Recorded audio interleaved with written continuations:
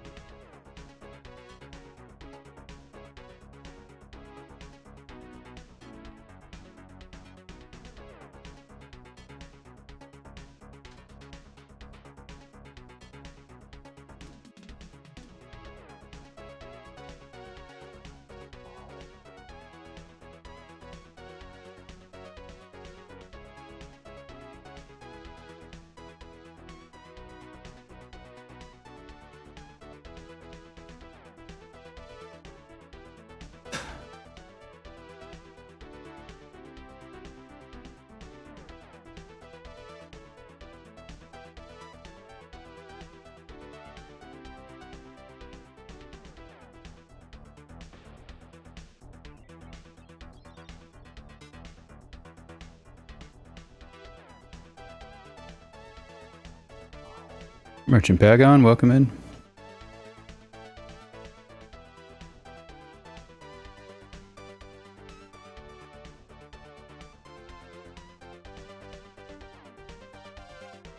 I'm ready to get going, so let's get going. Last week we were looking into profiling code, ways to measure the speed that code runs at and figure out where the CPU is spending a lot of its time.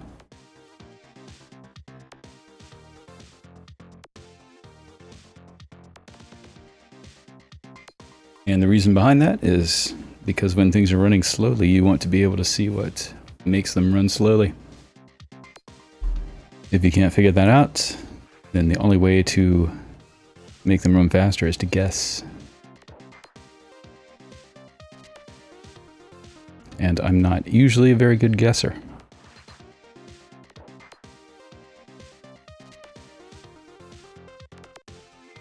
So we looked into a couple of things the other day.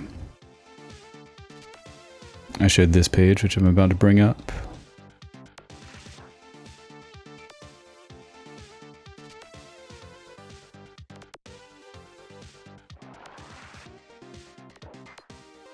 This is from the Plan 9 operating system. Not mine. But I get a lot of ideas and inspiration from Plan 9 because it's well known for being very well designed. So Plan 9 offers a kernel profiling device. When you turn it on, it starts accumulating the number of times that each instruction gets executed. So it samples the instruction pointer. The instruction pointer is a register in the CPU that always points to the memory location that holds the next address that the CPU is going to execute. So this profiler samples the instruction pointer and just writes down, basically records the location of it, counts that. So if there's a routine or function that's using a lot of the CPU time, then those addresses will have higher counts in the profile data that gets accumulated. So I wanted to do something like this, and we started this last week and we had some success. I tried a couple of different things that I thought might be ways to do this with not a whole lot of data recorded. I've had some success and figured out some things that wouldn't work. So I was originally going to try to write all that data to files. That's where we left off last week. And it looks like that really was not going to work. We needed to record a lot of data, and the way I want to do that now is over the serial port.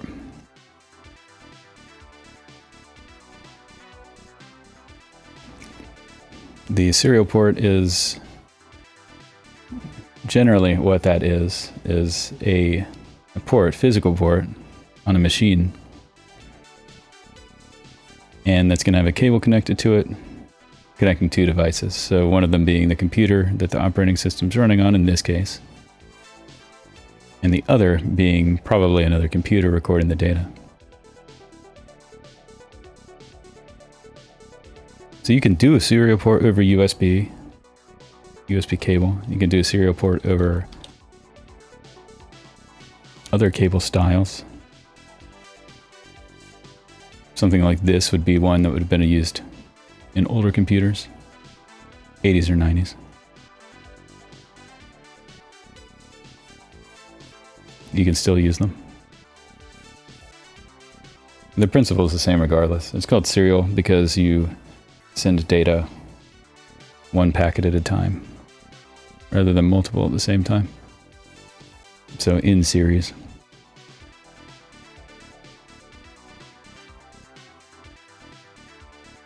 So that's what we want to do. And I started working on that after the stream last time. And I quickly ran into a couple of problems that were unrelated there.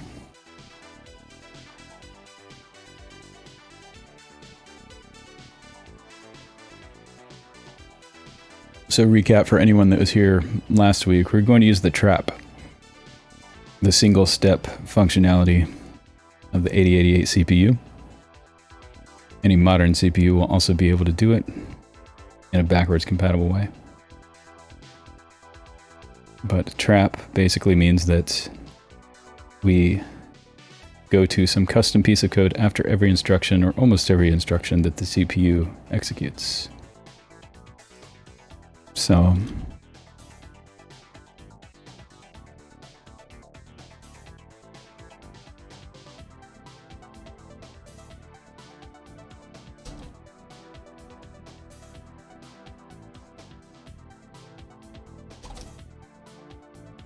I don't know, take this piece of code, any piece of code really.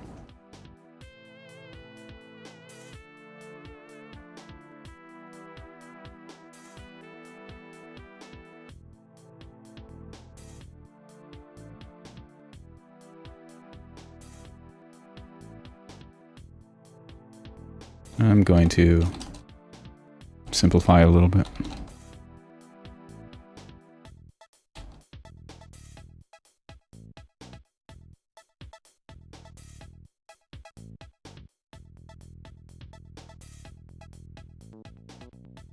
Yeah.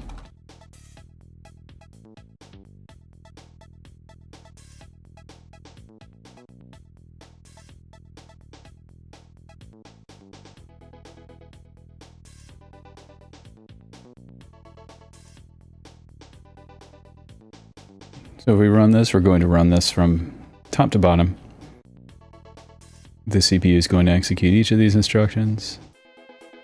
Each of them has a memory location. The instruction pointer is going to point to each of one before it executes.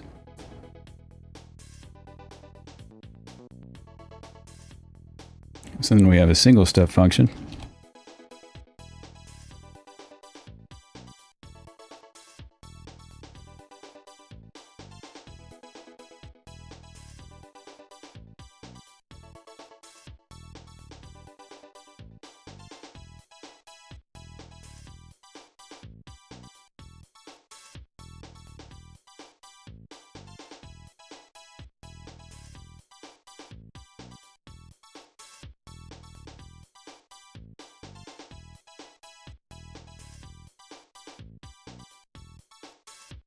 Something like this.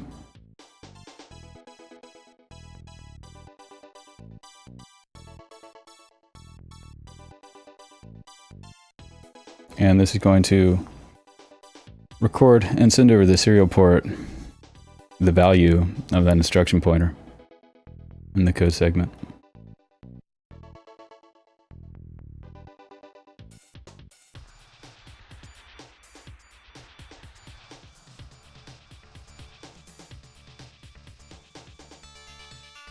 So we're going to do this before every instruction, every single one.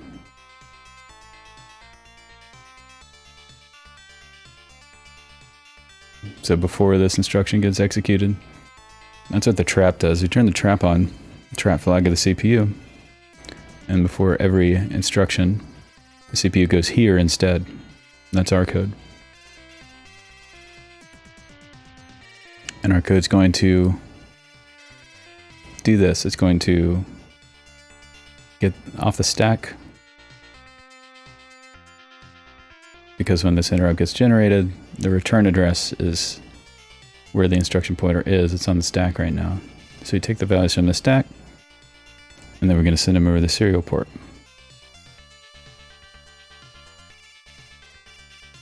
And then the computer on the other end, which is my workstation computer, listens, and it gets all those addresses and it counts them all.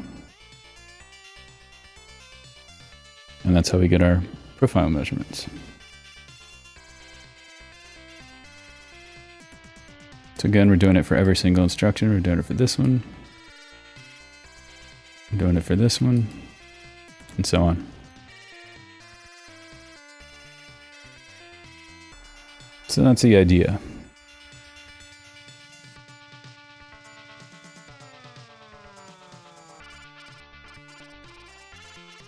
So I tried it, and I ran into some issues.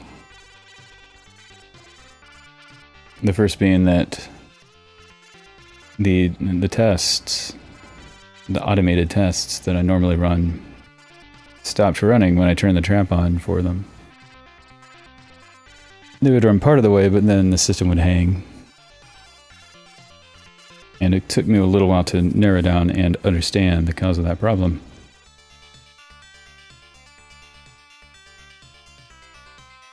But I did eventually find it, and it was here.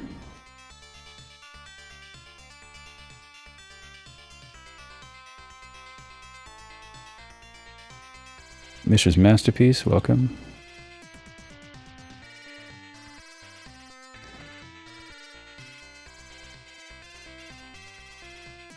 So this is a very important section of code.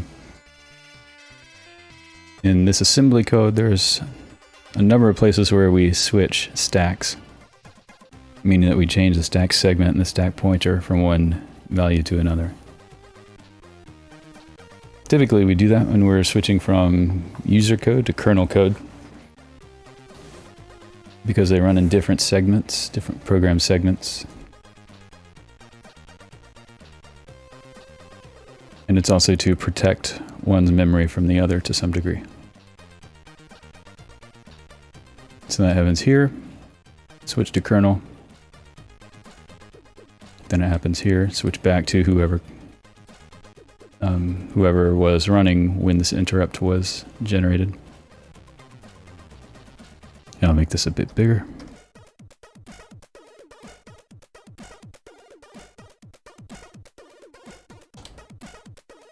So that macro that switches the stacks calls another macro. That macro does this. These lines are responsible for actually doing the stack switch.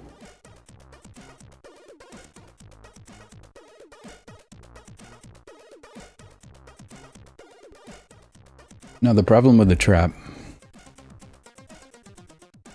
and importantly, I didn't mention this earlier, but this problem I was having with the freezes was not happening in the box emulator, but it was happening in the QEMU and the Virtual XT emulators.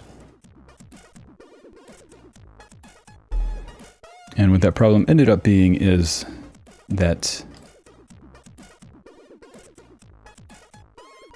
the QEMU emulator and the Virtual XT emulator both respect the trap during the stack switch instructions. Meaning when you change a stack segment, you still get the trap before this second instruction that changes the stack pointer. That's a problem because in this single step interrupt, we use the current stack, which relies on both stack segment and stack pointer value being correct. As does any function call, actually, or subroutine call in assembly parlance. So what would happen is we change the stack segment, then the single step interrupt would happen in between those two instructions. And that would use the new stack segment with the old stack pointer, which is wrong. And what that does is corrupt some area of memory in the new stack segment.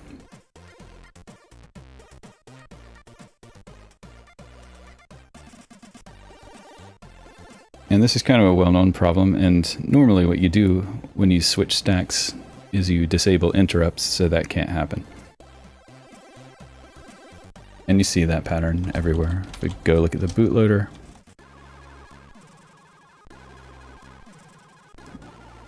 at the very start of the bootloader, we initialize the stack segment and the stack pointer. Before we do that, we CLI, clear the interrupt flag. That means we won't get interrupts. Then after we're done with that, we set the interrupt flag. So this is always important to do. Box, one of the reasons it was problematic to track down is I couldn't use the box debugger because the problem wasn't happening in box. And again, box, when you do a move stack segment instruction, box doesn't respect the trap flag on the instruction after. So the problem doesn't happen.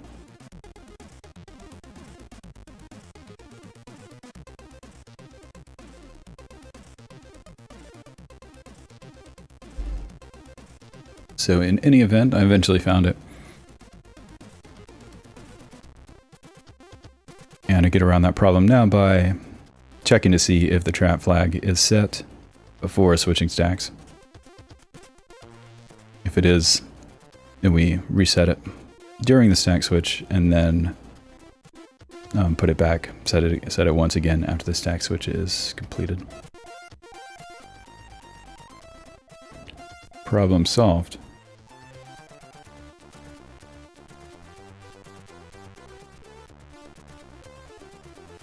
If I were to start again today, then I would do things differently in these interrupts to some degree. I would try to minimize stack switching a little bit. Reduce the amount that we do. And I still may do that. Because it's computationally expensive, and it's been a pretty big source of bugs to these interrupts and their interactions with each other. So that's kind of an aside, but just another example of that.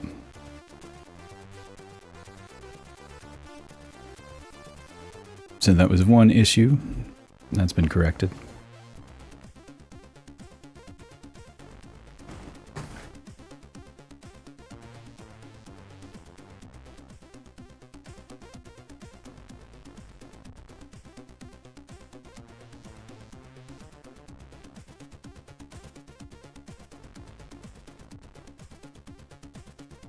And nobody got time for bugs. But I make a whole lot of them anyway for somebody that doesn't have time for them.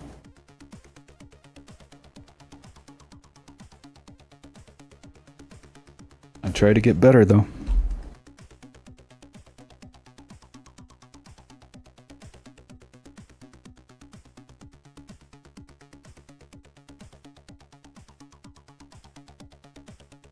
There was a second problem, also related to the trap flag.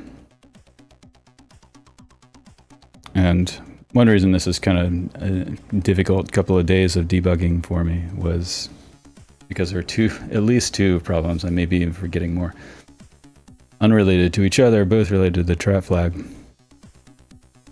When you have a situation like that, it can be difficult to kind of figure out what's going on.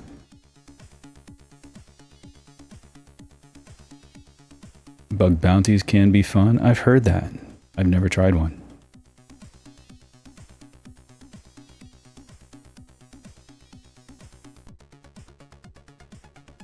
Any insight there? I've heard they can be good and interesting.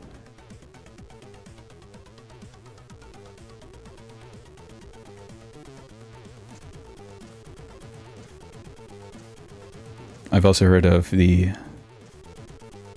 grantor just not paying out the bounty from time to time. The bounty.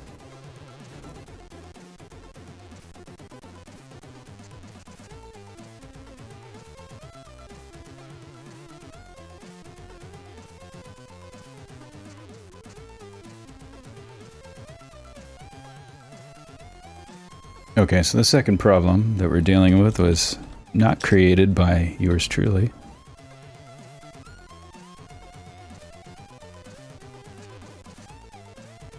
How do I add a new page?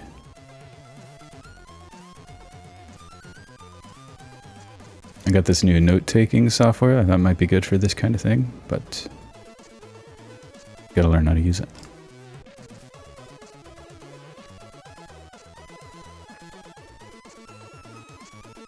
Yeah, new page.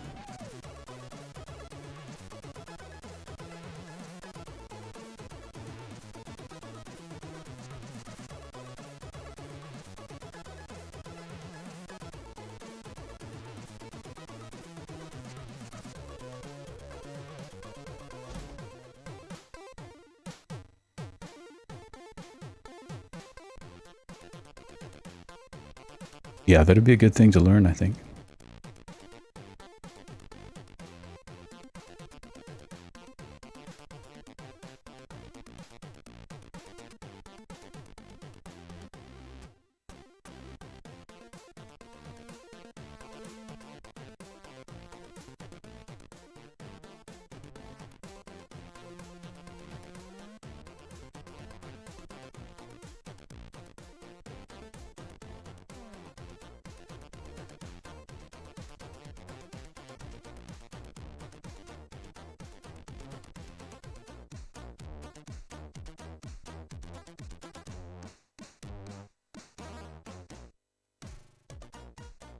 Here's our second problem. I'll show you.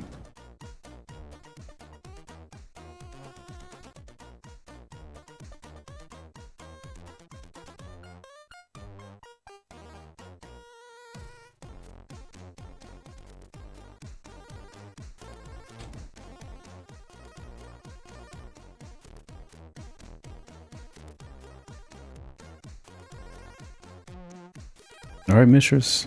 Have a nice rest. I'll see you tomorrow. Thanks for coming in and hanging out for a bit.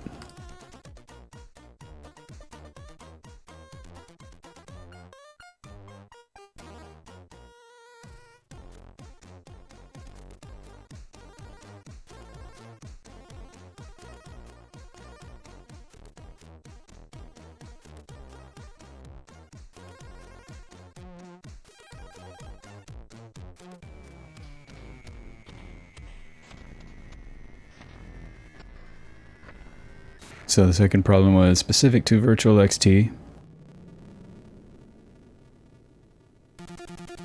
Virtual XT is one of the emulators I use, alongside Box and QEMU. And the reason I use it is because it specifically emulates the hardware that's my target system, bare minimum system, which is the IBM XT.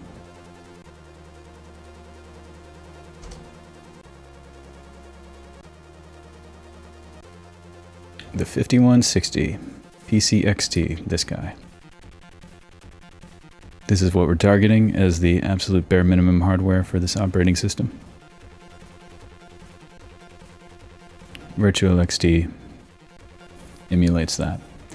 The other emulators, Box and QEMU, they don't. They emulate PC compatible hardware, but not specifically anything of that vintage.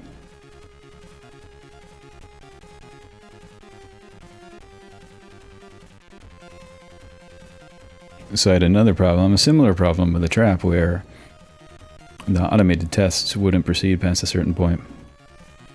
That was only happening with Virtual XT. So I narrowed that down eventually to this minimum case. So from the BIOS, booting the computer, a fresh start. If we initialize the segment registers and set the single step trap and timer and turn on interrupts, we don't get timer interrupts. And I noticed this because process switching wasn't working. The way that the automated tests work is by forking and executing new processes for each test that runs, for each test program. And that wasn't working in Virtual XT. The way that process switching happens is through the timer interrupt. So the timer interrupt is something that happens on the PC every, I believe, 55 milliseconds or so, somewhere in that neighborhood. And we rely on the interrupt in our operating system to switch, to know when to switch between programs and do a few other things. That's our scheduler. So if that interrupt never happens, then we never get program switches. And that's what was happening. And eventually I figured out that when the trap flag's enabled on Virtual XT, we don't get interrupts at all. I'm sorry, we don't get the timer interrupt specifically at all.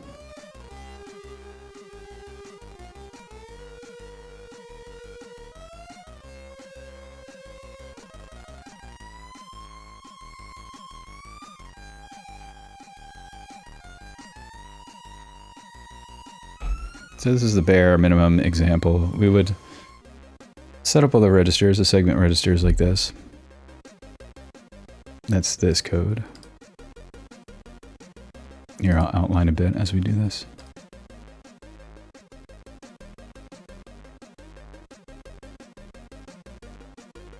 So this sets up segment registers, gets us ready to go.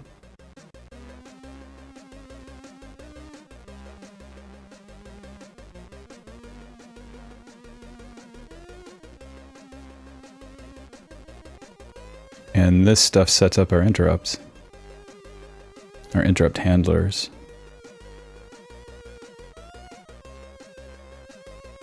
Those 3 blocks. So there's a table where we set up the interrupts. The first thing that happens here is we replace the BIOS timer interrupt with our own timer interrupt. This guy over here.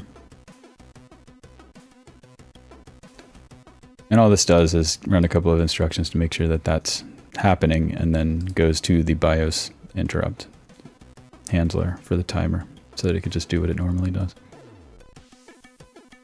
Then we set up the single step interrupt. That's a trap interrupt I've been talking about a few times now. We set that to this routine in memory.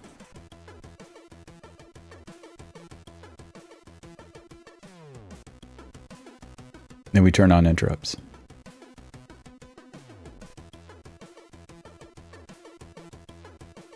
That's here, turn on interrupts.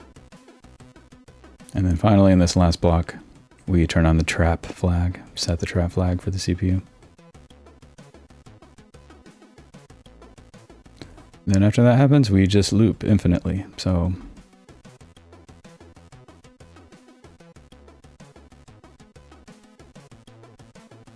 everything's all done. We just run this XOR, XOR, XOR AX, AX instruction, then jump back to where we were. So it's just like 2 instruction loop.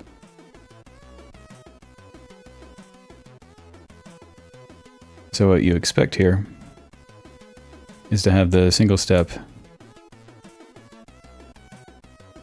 routine happen in between,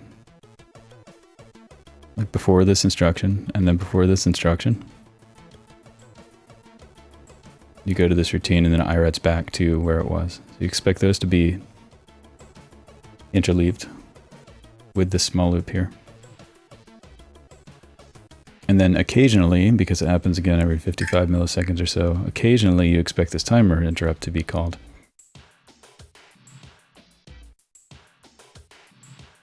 So you expect occasionally, as you just loop through this series here, that you also get this to happen along with it.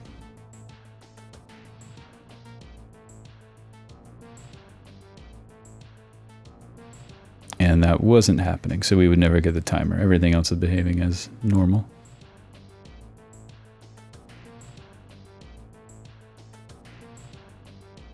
And after some testing, notice that when we turn the trap flag off, or if we never set it in the first place, but if we reset the trap flag, then the timer interrupts start happening.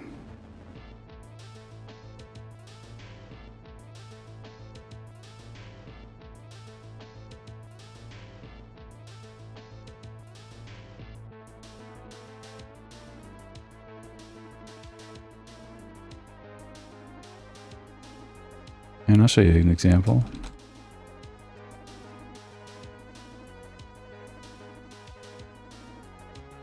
If I can find it.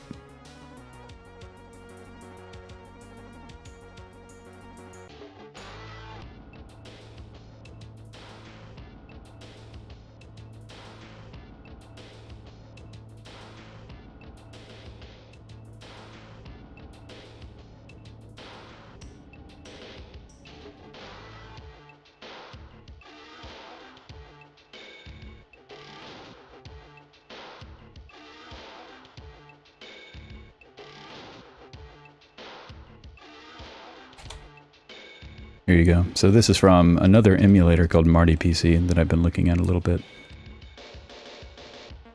which also emulates XT class hardware.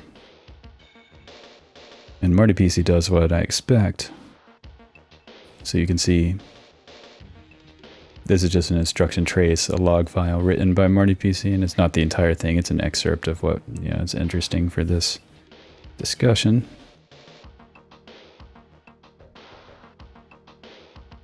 But you can see here, we start up and we get the same instructions that are over here in the startup routine.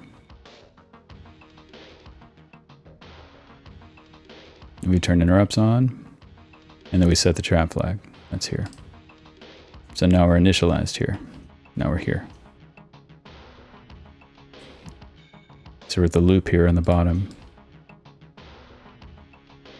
This guy, we're in here. That's this. And that's repeated for this block, so...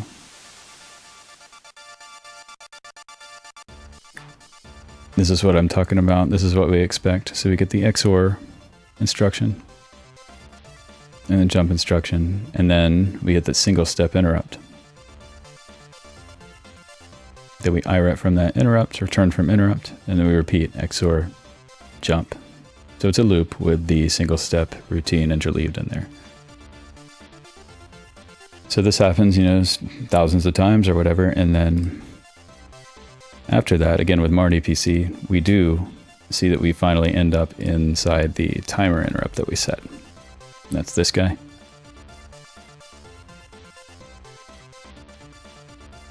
So we get the timer interrupt, we jump to BIOS, BIOS does whatever it wants to do, and then we end up back in the loop before this loop.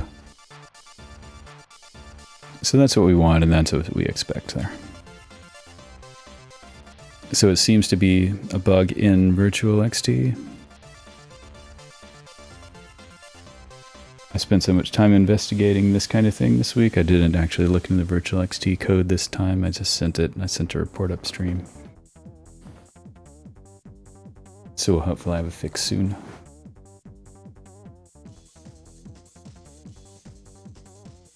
But it's fine. We can work around it for the moment. Just knowing what works and what doesn't is enough right now.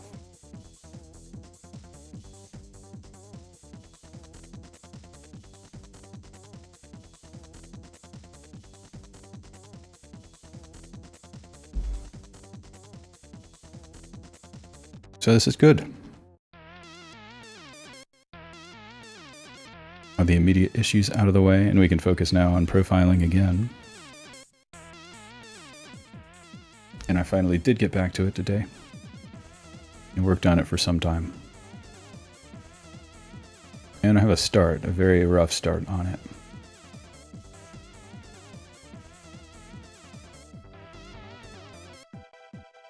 So I'll kind of go over that now.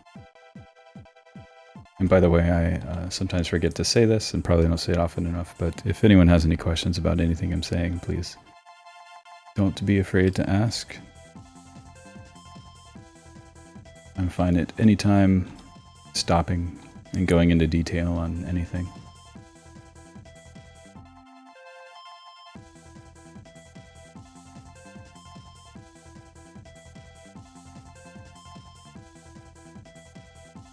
So this is our test program. What this program does is start other test programs. That's all it does, really.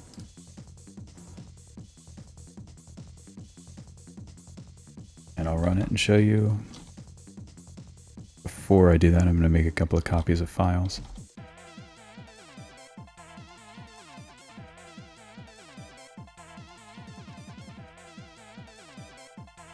Just one, I guess, actually.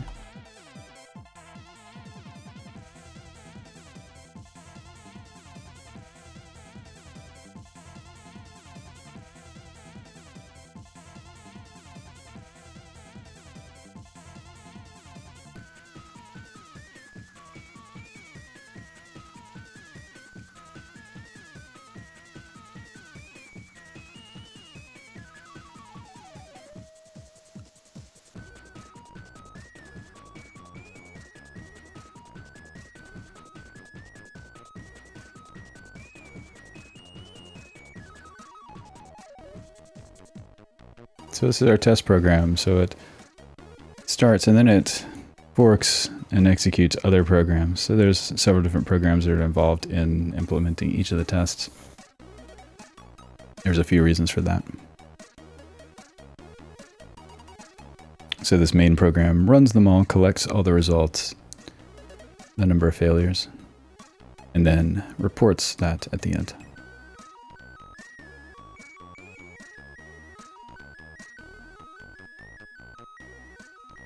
And I thought this is as good a place as any to start profiling. or at least a test profiling, because anything that, well, most of the operating system is exercised during the test. Most of the features it offers are tested during the automated test. So testing anything new that touches or potentially touches absolutely everything in the OS, this is a good place to do it, to start. We're likely to see problems early on if we do that.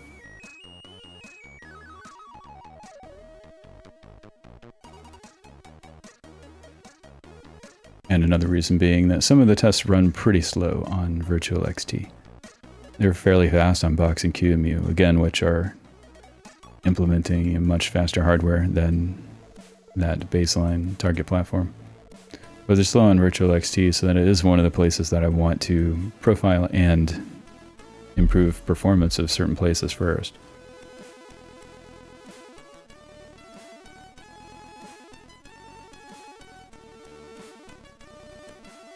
So I was actually able to do a profiling section.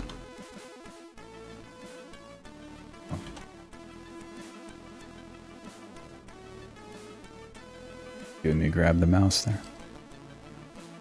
I was actually able to do a profiling section earlier.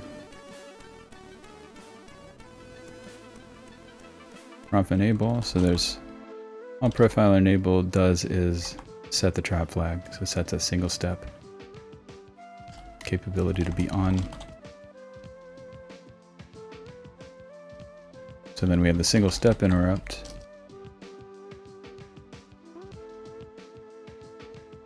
That's this thing.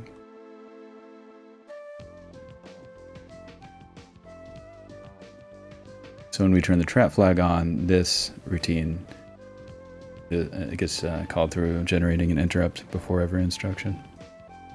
So we push the registers that we're going to use on the stack so that we can remove them before we return from the interrupt. And then we put the instruction pointer value and the code segment value into the AX and DX registers before we call the profiling routine, which is in C. The C function will take first the AX register and then the DX register as arguments by its calling convention. That's why we do that.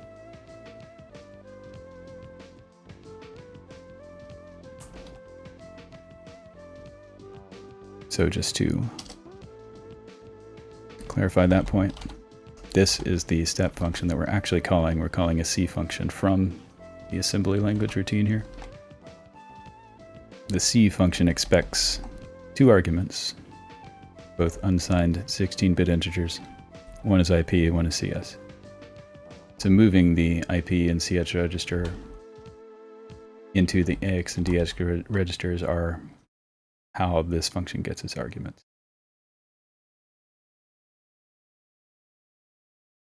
We're moving them out of the stack here because they are on the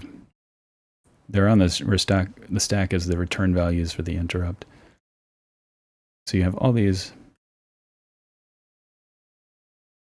registers that we pushed explicitly because we have to preserve them for the calling routine.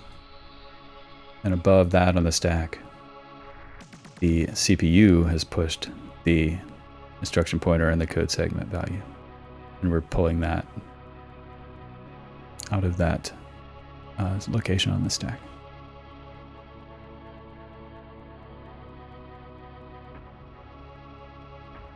So then we call profiler step.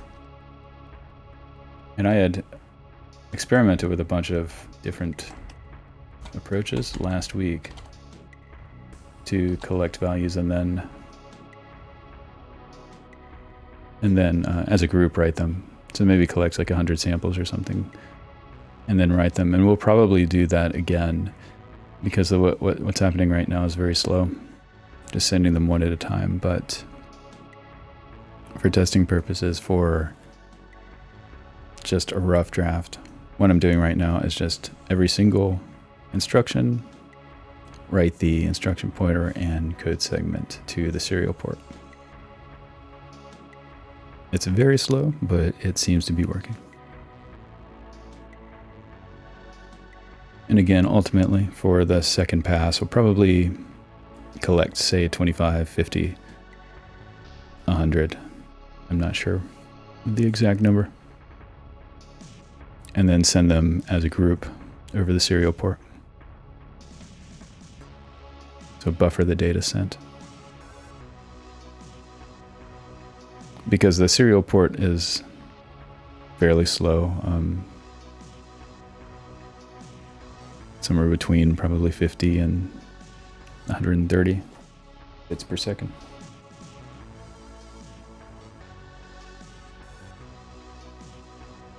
And also the setup code for it. It takes some time as well. So we'll get some gain in sending values all at once rather than sending them one at a time like this.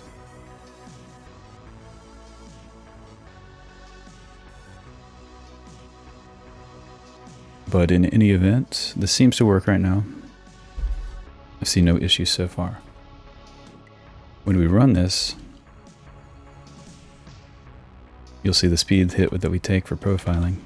Because the last run there, I disabled or commented the step that enabled the profiler, so it was not on.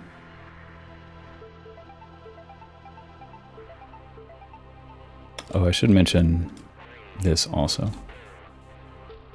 We're also using the second serial port, COM2.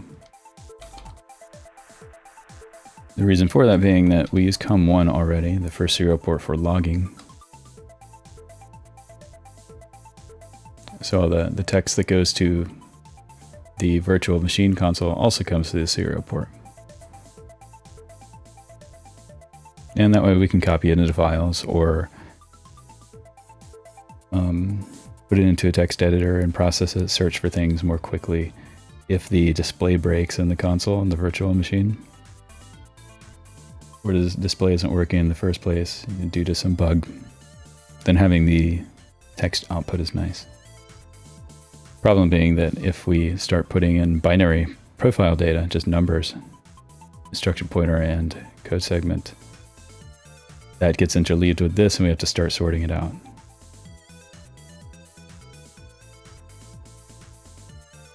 So I'm not sure what the long-term fix is, but right now all I'm doing is set up a second serial port and we send the profile data over the second serial port and the text data over the first serial port, like it has been going. So just like this first serial port's directed to a file, so there's a second serial port. And when we run our tests with the profiler enabled, you'll see that happen.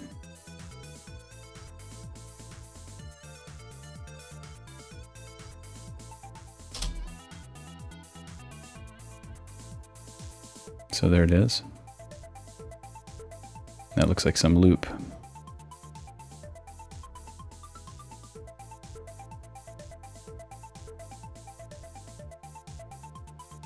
So you can see that this takes much longer.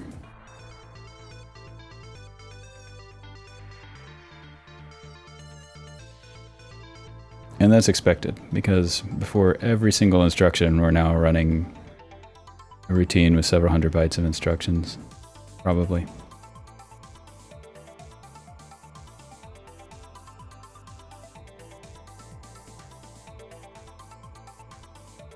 But it does eventually finish. So those values change now, you can see them flashing by.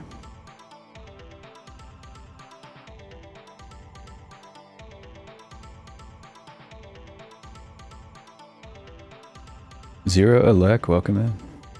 Good seeing you.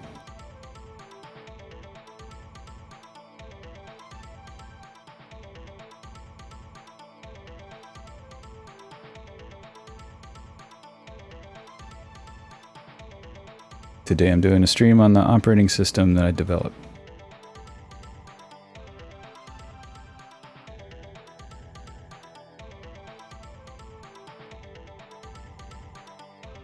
Yeah, we do this usually once a week or so. Occasionally we twice a week, but usually once a week I try to. It'll either be this or some kind of ROM hacking or disassembly stream.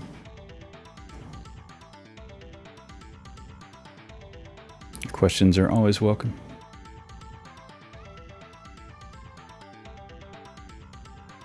So the tests after the first one finished quickly because I disabled the profile after the first one. That's why that went quickly. Otherwise, it'd be waiting 1 minute probably for every single test. So we have a lot of data. This log file, maybe we can just look and see how big the file is.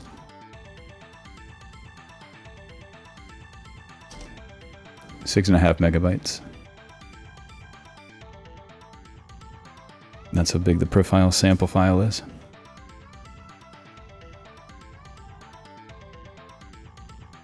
And we can look at it in hex editor.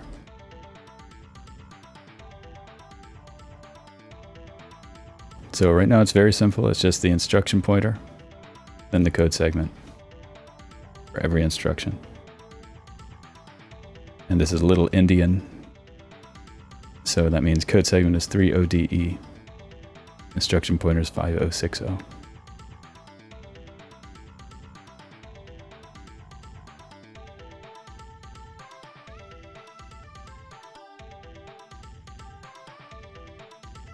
We can use the hex dump utility to reformat it, and that's exactly what I did actually.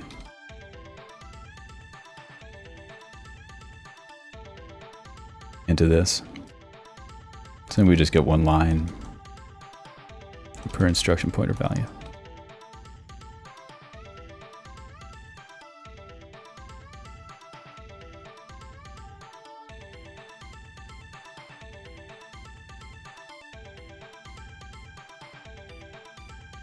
So now we have the raw data. There's, again, this will probably not be final. It'll probably be like we buffer a lot of them at once. So we'll probably have a third field that's a counter. Number of times this instruction was executed for that set of data that came. But this is an okay way to get started, I think.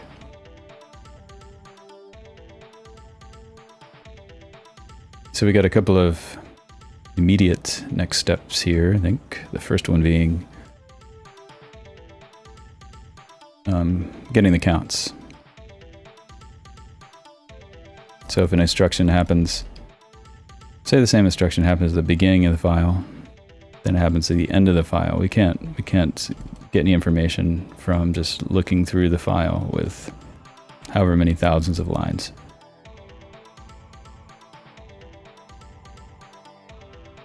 How many instructions do we even have? Let's take a look. 1.8 million. So this data file is not useful to a human as it is. We need to aggregate the data.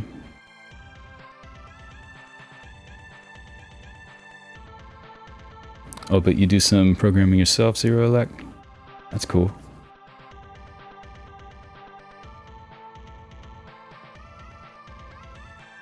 If you have any questions about or wonder what I'm doing, feel free to ask that, or just feel free to lurk and enjoy.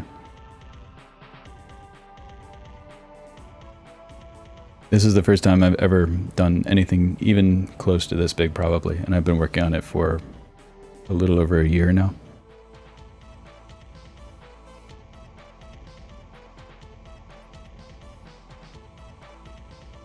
I definitely got in over my head.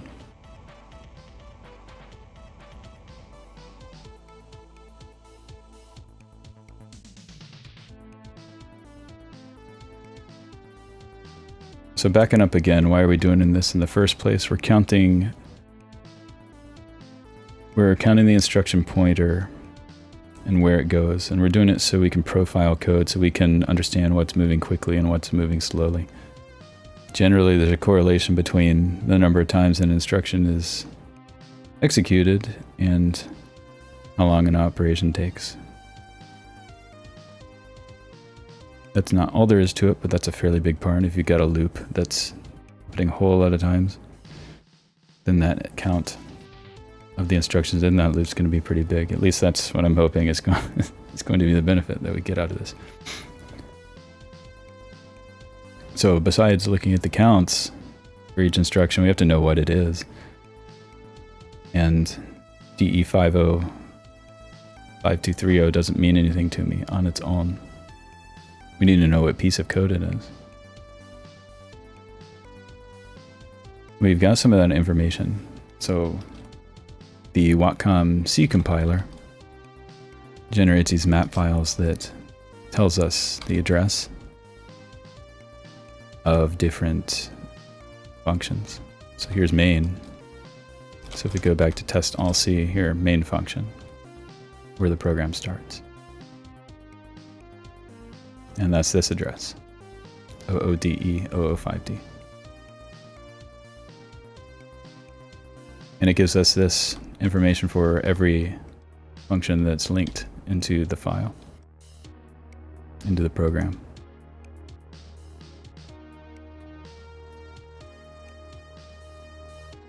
So we can use that to correlate our profile data with the actual code in terms that I understand, which is function names.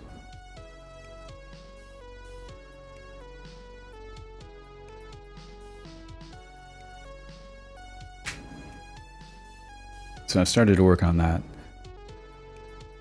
First, I made a small program to just simplify that map data. So the maps have some extra symbols and stuff like that, stars and pluses.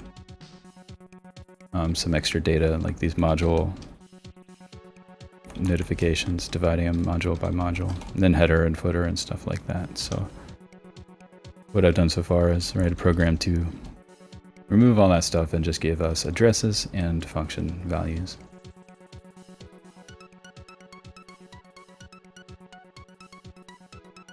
That's the first part. And the second part of what I've done so far is to count the values. So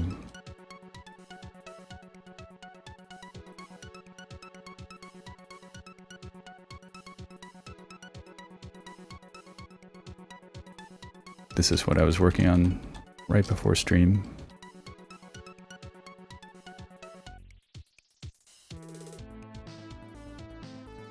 All right.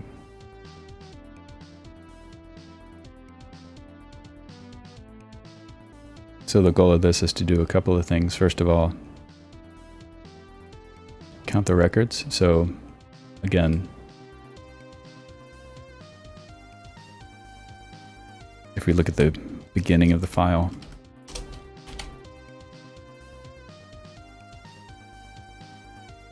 OODE0083, we see that a bunch of times. If we search for it, we see that, okay, it's in the file a bunch of times. They're not all right next to each other. They're in a loop, probably. So what I've done so far is to collapse that. So 30DE0083, those all get put into one record. We count how many times it happened. 1, 2, 3, 4, 5, 6. That should be the same number of times that's in the file.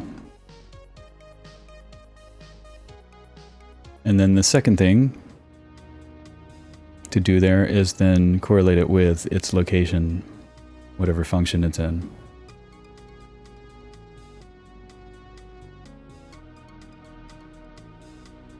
And since we have the addresses, so here, let's put this into a text editor.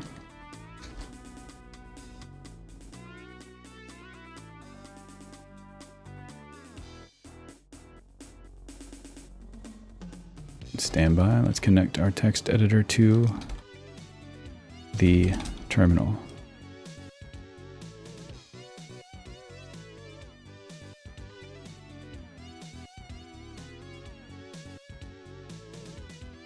Broken pipe. Okay, I guess.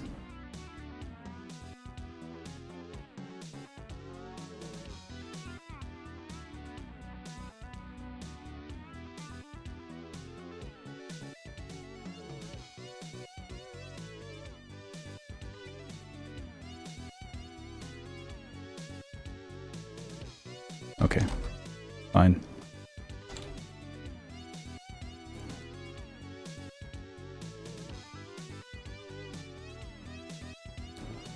So the way this, let me pull up the symbol file again. We're going to call this a symbol file because it gives us the address for every function, and the way this is arranged is increasing. The offset's increasing.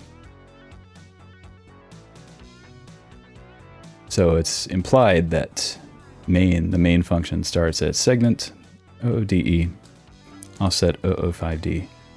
It ends at the same segment, and then offset 168 would be the last byte of the main function. Because again, it's ordered so that the next function is going to be right after the previous one.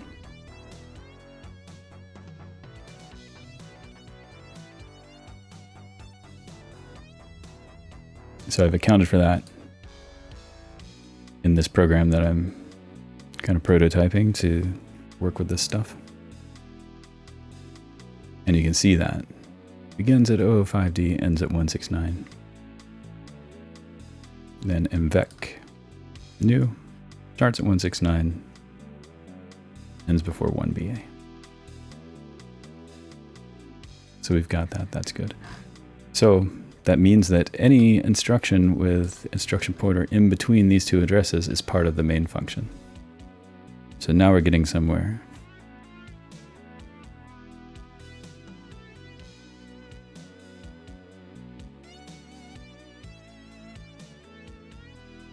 So if we go to the actual record list and just look at them, we can find, as long as it's in our symbol file, we can find the function that any instruction's in.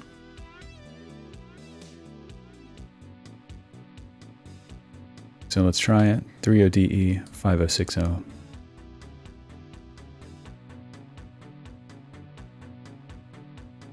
Scroll down through the symbols.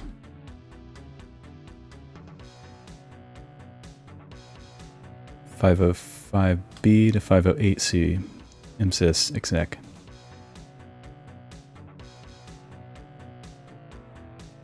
And so on. So we want to do this for every single record that we have.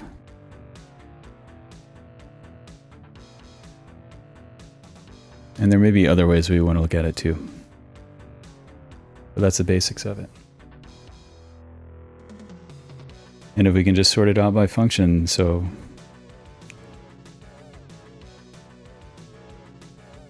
see if you look at all these are all in the main function. Another view that might be interesting to us is just not worry about the individual instructions, but just count how many instructions are in the main function. So add all these counts up, and that's main. And do that for all the functions. Then you can see function by function where most of the instructions are. And the ones with the biggest numbers are the ones where the most CPU time is being spent. So those are our initial targets for optimization. Maybe you can't optimize them. Maybe they're big because they have to be big. I don't know. It all is going to depend case by case. But since I made this, I know there's going to be lots of places where it could be optimized. Because I was not trying to make things fast, I was trying to make things work.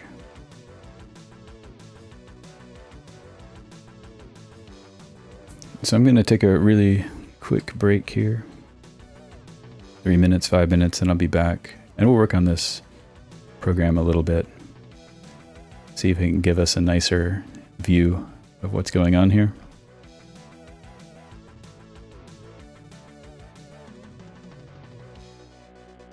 It'd be great to actually get some results to see in that first test program invocation. What's the bottleneck? What's taking a lot of time to do? I don't know if we'll get there, but we'll take a look at it. So I'll be back in just a few minutes with that.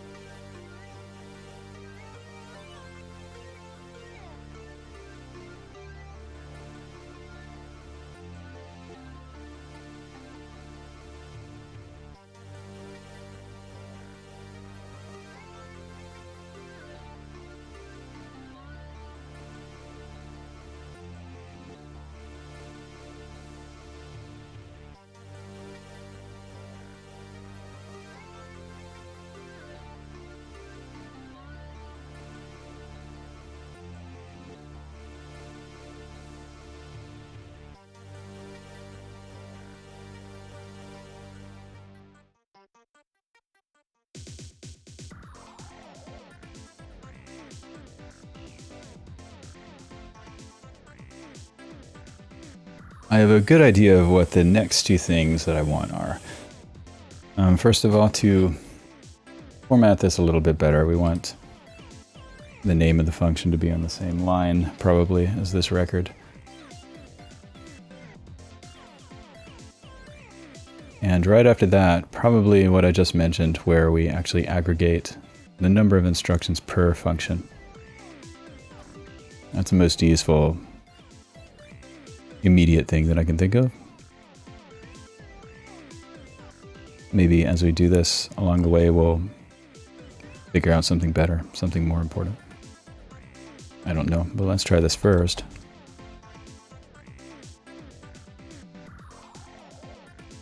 This is real quick, prototypey code.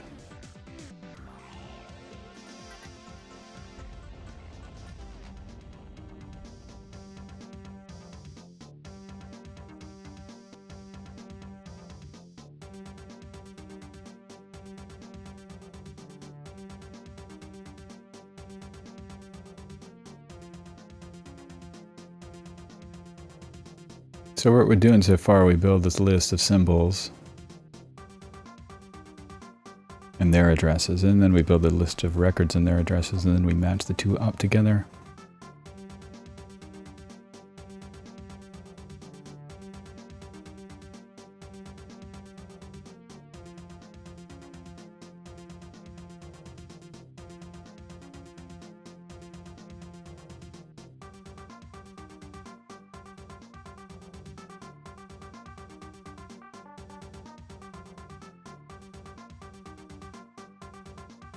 So I got to think a little bit about how I want to structure the data.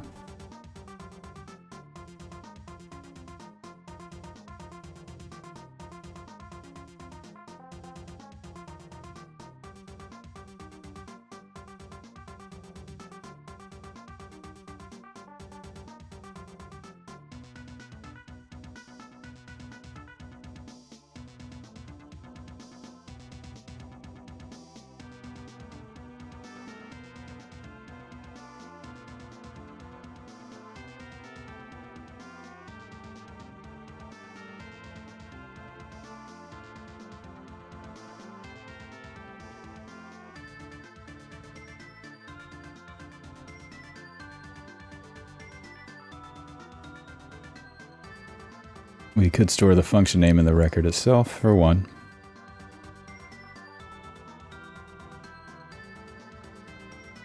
That might be the easiest thing to do.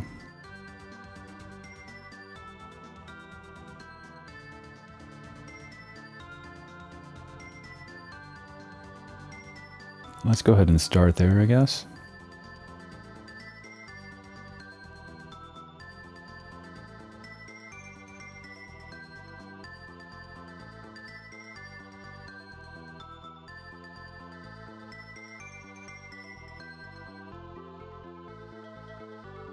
So in this Python program here, a record represents one of those lines in that file, and just the instruction and the instruction pointer in the code segment, but also the count, the number of times it occurs. And we'll go ahead and add name to this.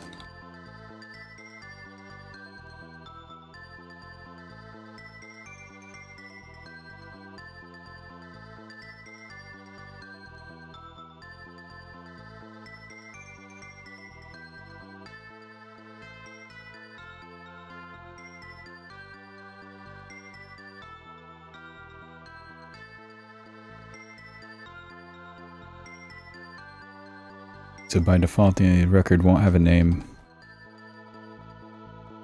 but when we run this code after we generate both the records and the symbols, we'll add the name to it.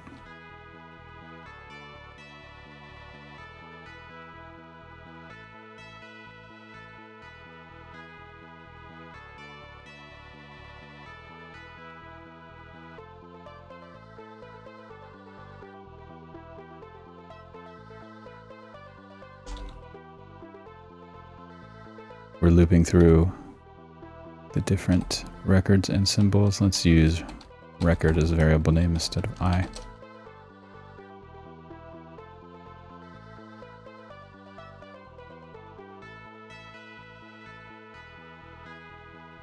We use symbol instead of J.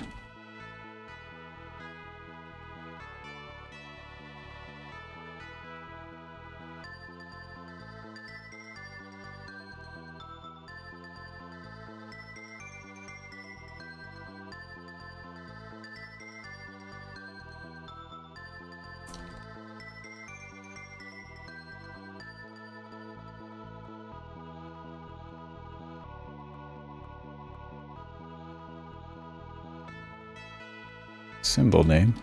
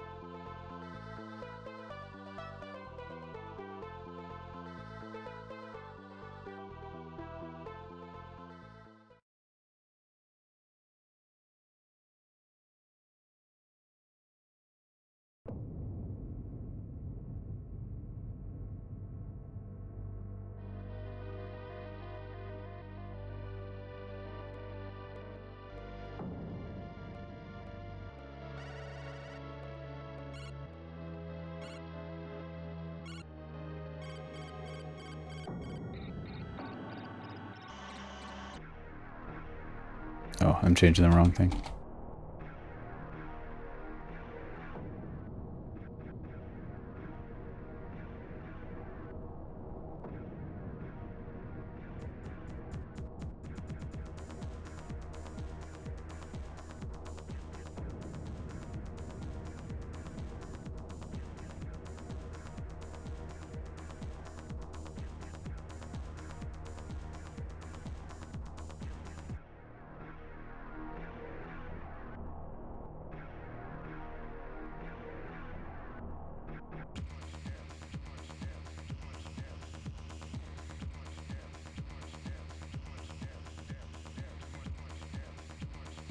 There.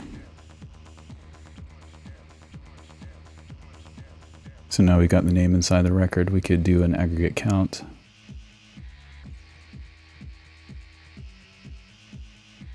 This is also very slow to do more than some hundred number of records at a time. So I'm not doing the whole file right now.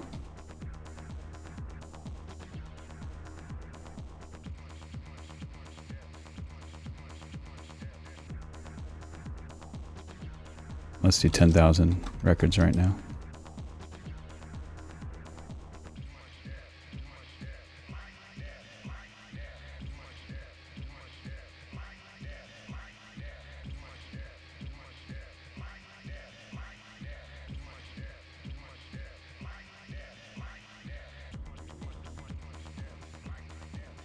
We're going to use IPython here also.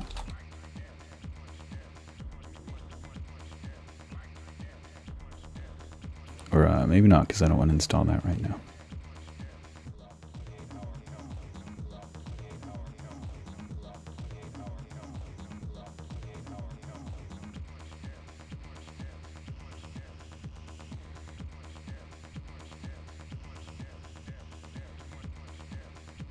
Actually.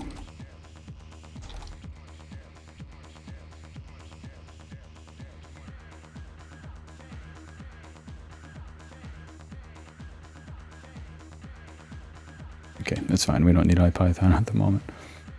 Okay, so you've got some with names, we've got some without a name. We've got the name attached to the record.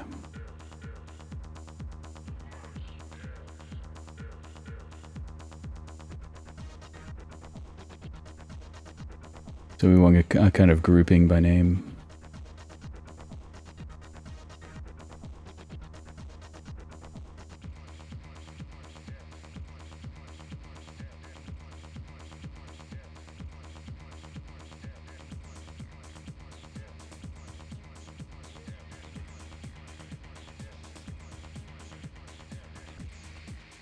We'll just do it ad hoc for now.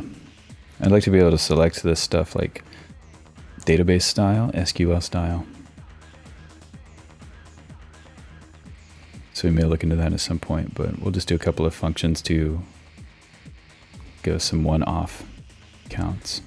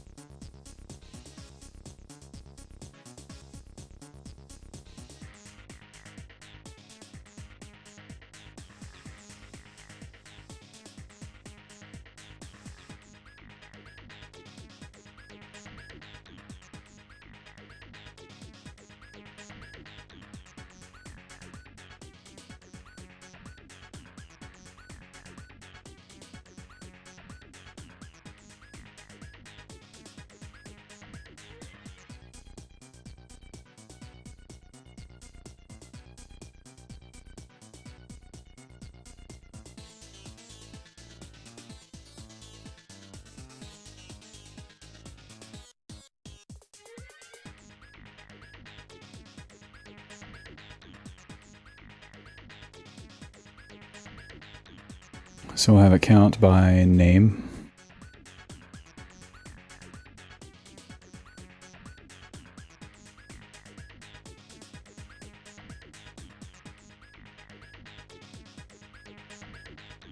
We'll keep that in a dictionary.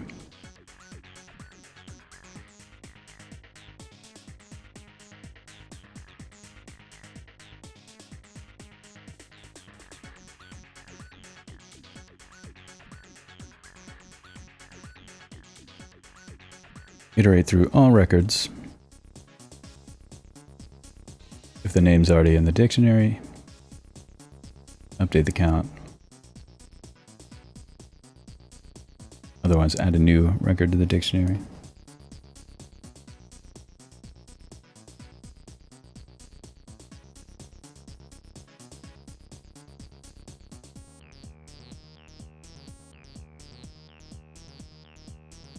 We need a special case for name when name is none.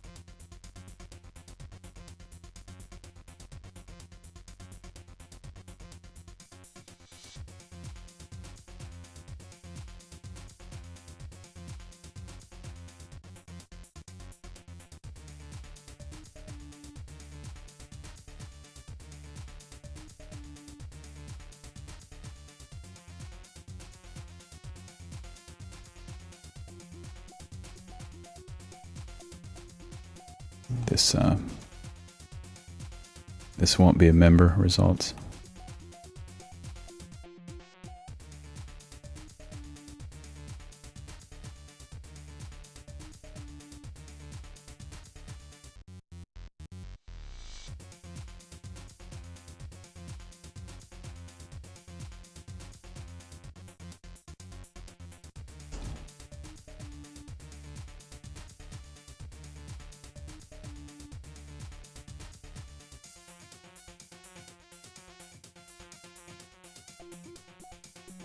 So if the record's not in there already, if the name is not in there already,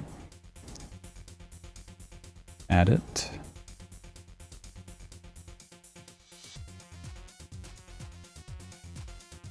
Then unconditionally add the count.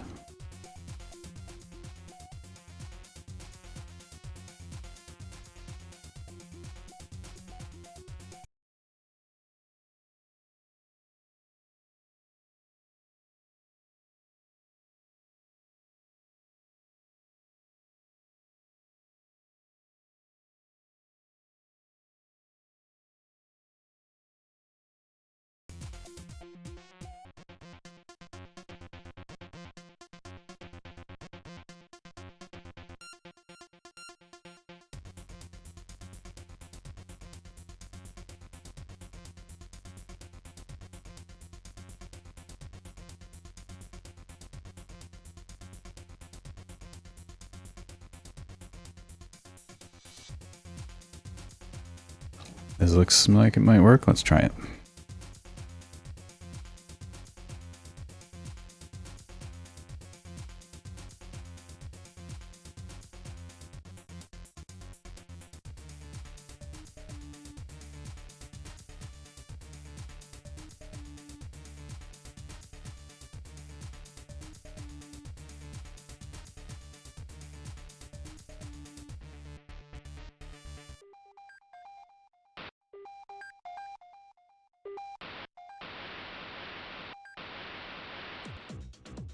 String object has no attribute name.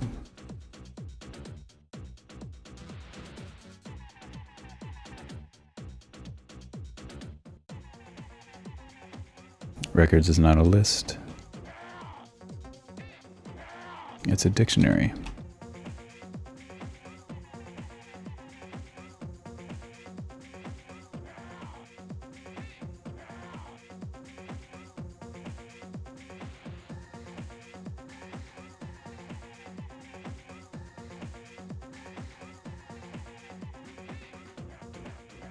That looks like what we want.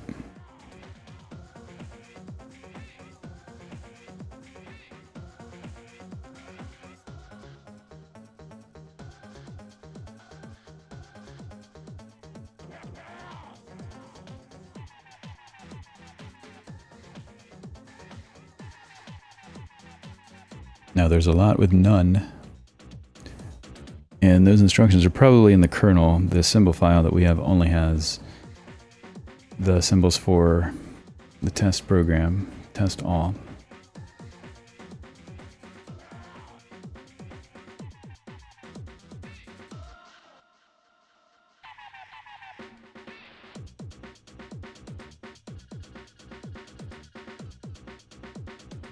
So we can probably combine the two symbol files. Let me try to generate one.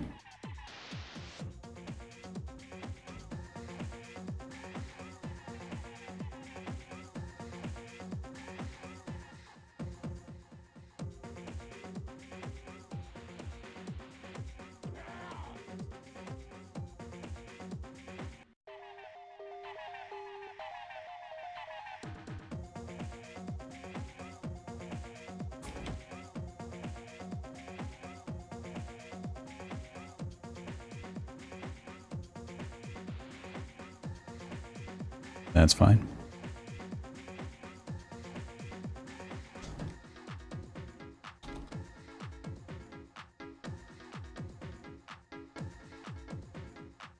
Now I see a problem, so let's take a look at the Python code again.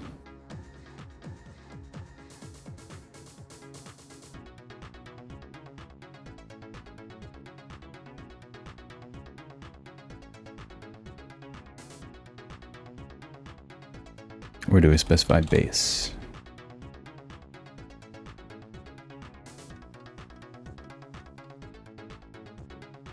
When we load symbols, we specify base.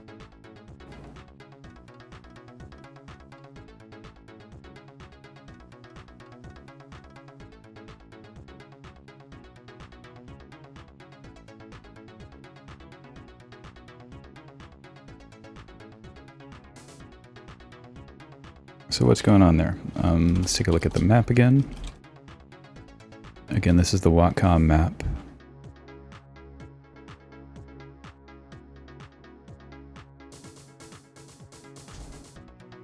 Watcom being the compiler, C compiler that we use, and linker.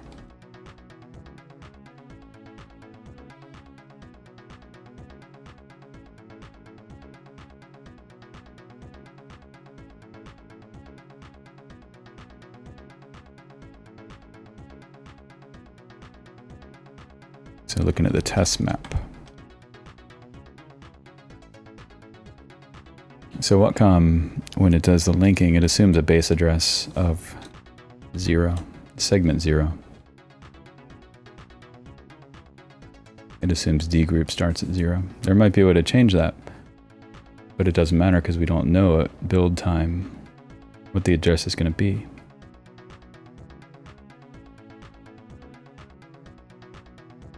That is, depending on what process number the program is going to be,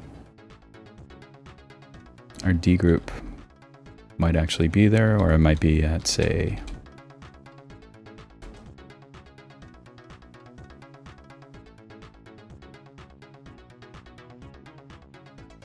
segment 1002, and so on. We don't really know.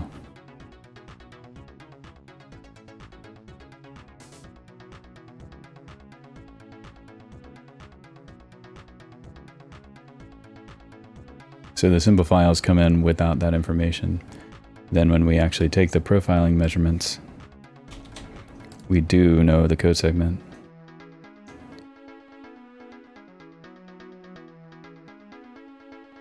It's 3.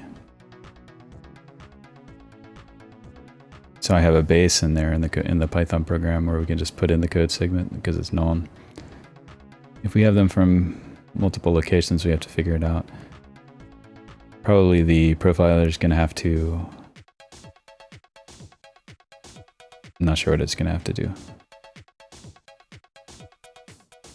Maybe specify the base along with the record, I'm not sure, on the long term. But anywhere we're using a base of 3000, because that's where the test program's putting its code. OODE plus 3000 is 30DE. Then the kernel is going to use a base of 1000, because that's loaded in segment 1000. So we can't just combine the two symbol files because it'll add the wrong base to the kernel.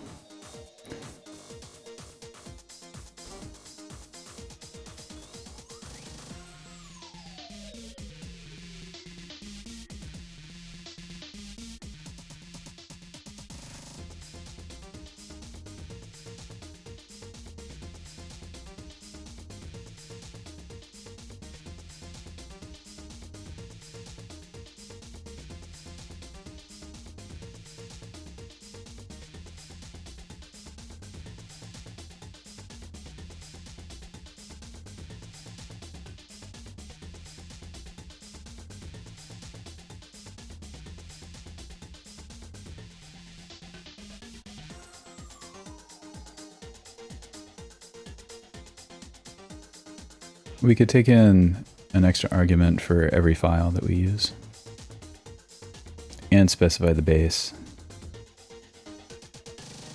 as the program arguments.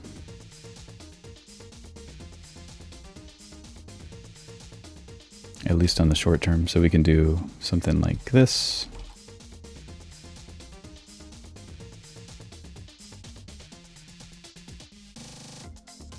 And have it build the symbols list that way.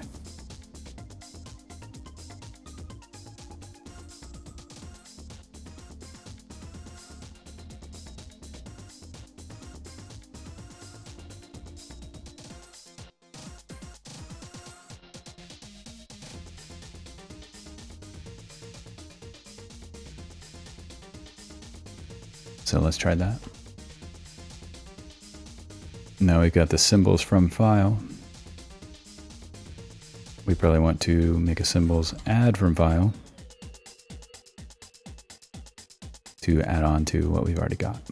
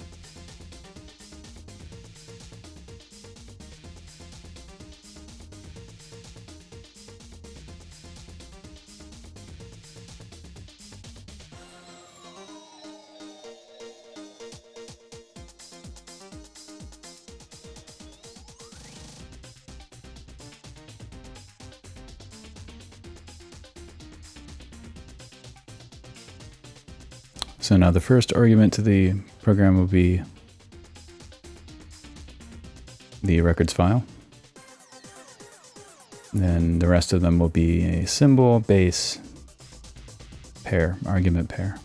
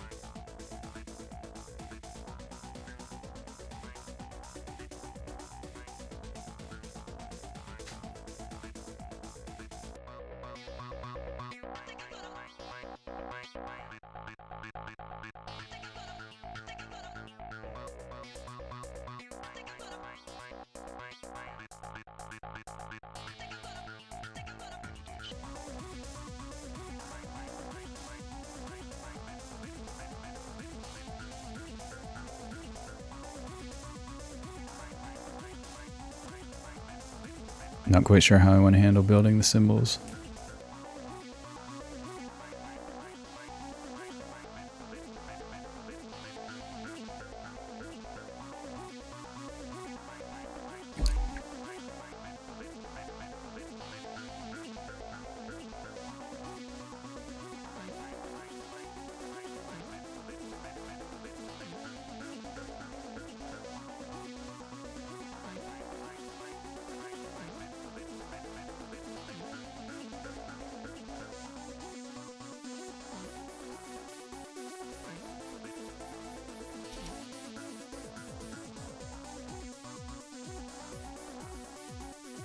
So we'll change symbols so we can make an empty instance, and then we can add them from file.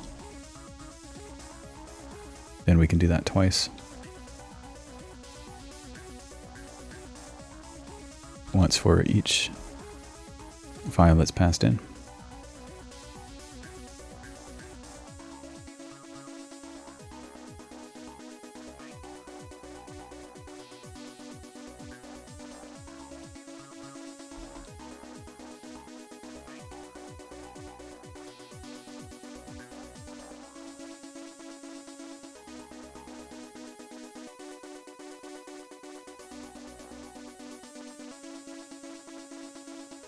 So each of these file name base pairs will be sent into this method, add from file.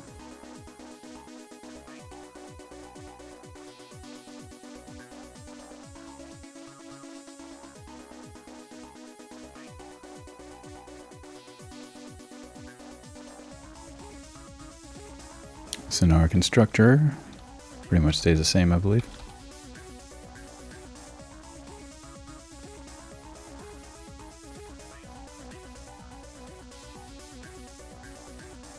Add from file is going to take a lot of that code from the class method below it, from file.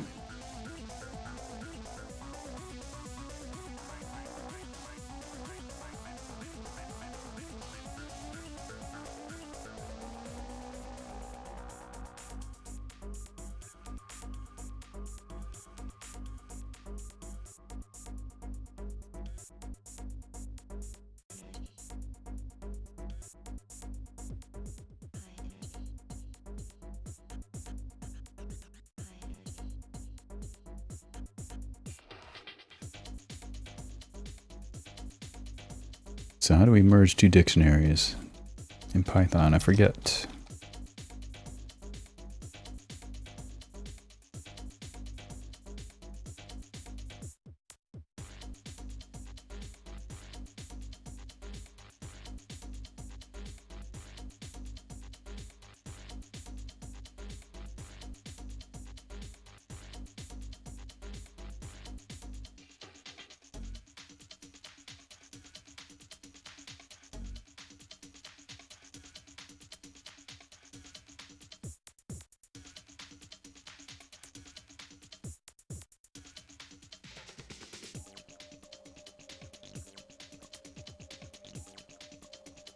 update.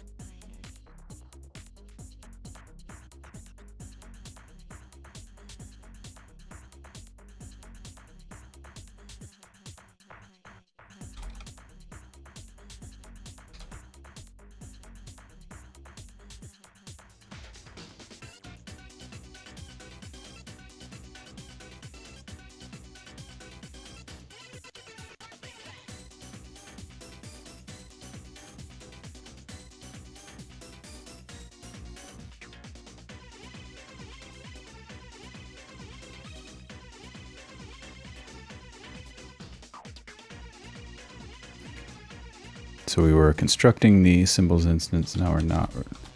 Result will just be a dictionary.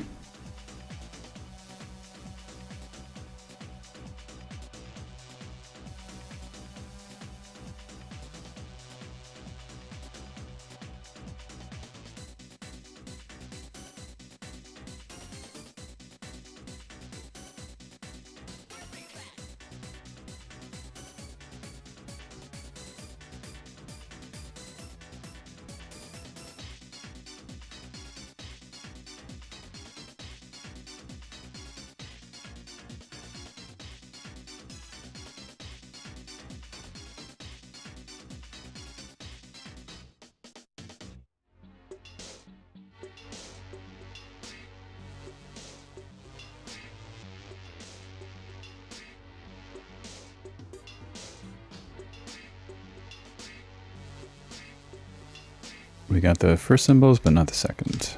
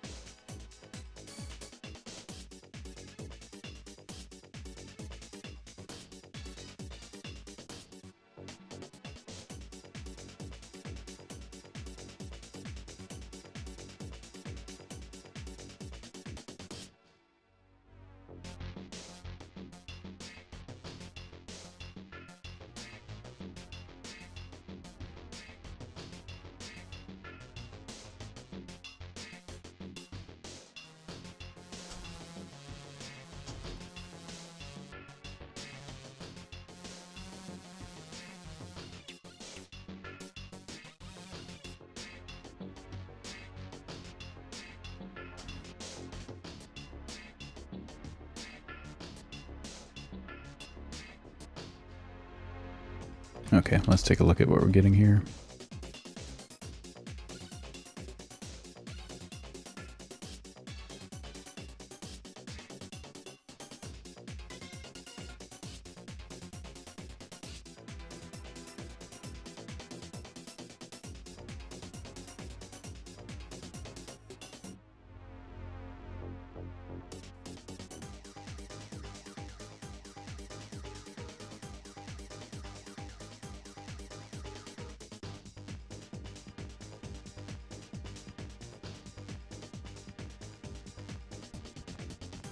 And we don't get our second iteration because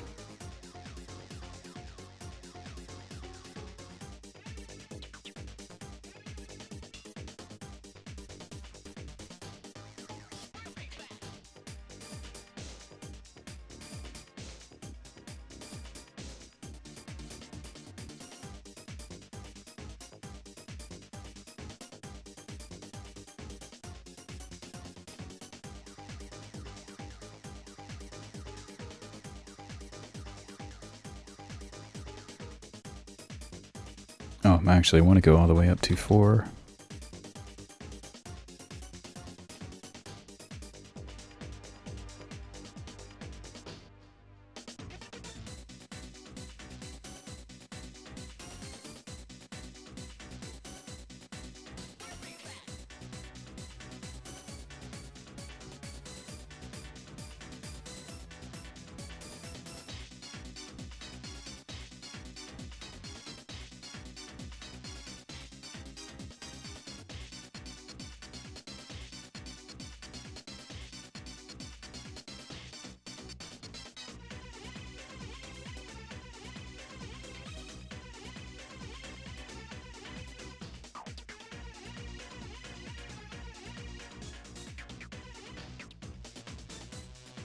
I think that does it.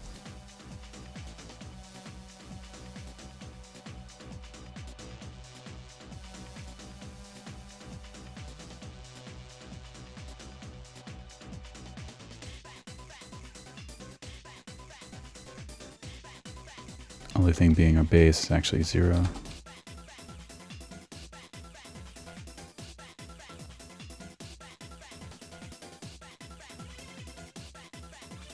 That looks right to me. So I'm sanity checking a couple of things. Trap restore.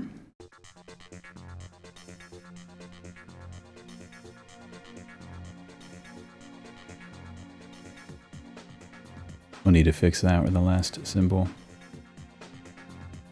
It doesn't get its end value. That looks reasonably close to accurate though.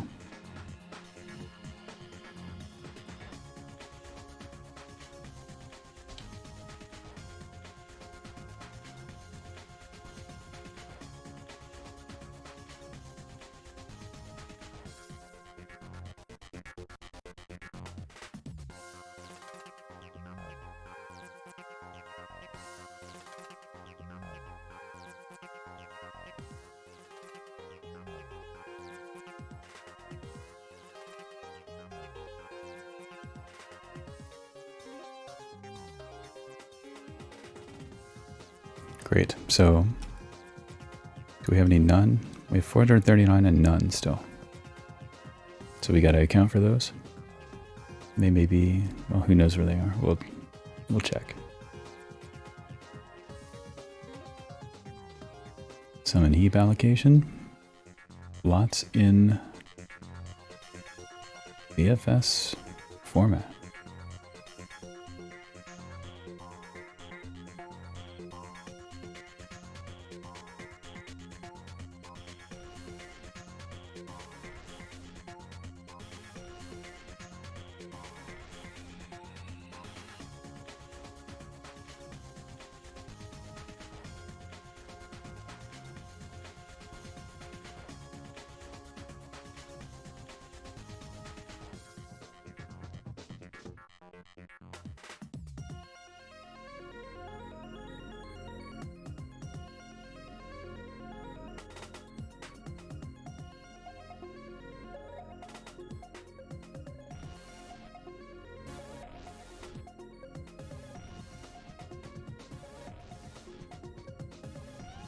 Okay, so we don't have the right endpoint for the FS format, probably.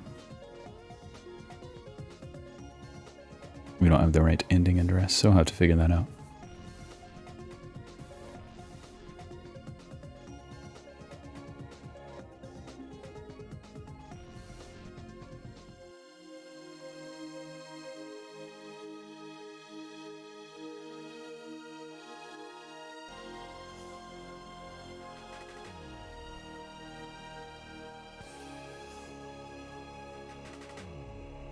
So that might be what we do next.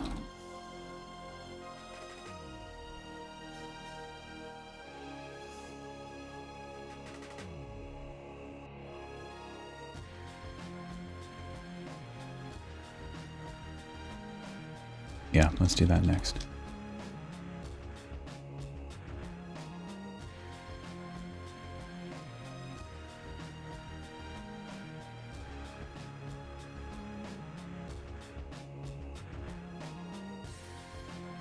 So the issue here being that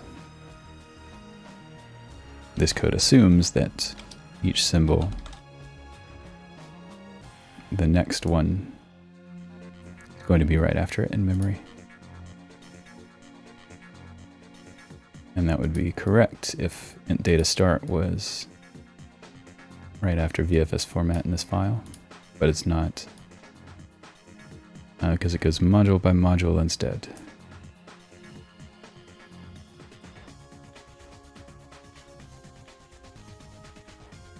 Okay, so it goes module first, and then for each module it's going to go and find the code and then the data and stuff. So data is going to be mixed in with code.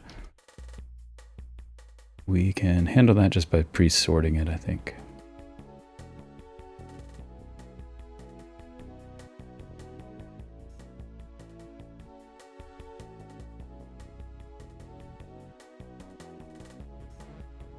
So we'll sort this symbol file first.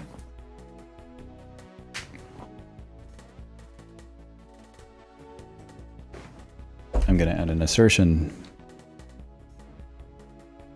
because this is bogus. We've got an ending address that's before a starting address, which is impossible. I'll add an assertion to catch that so it can't happen again.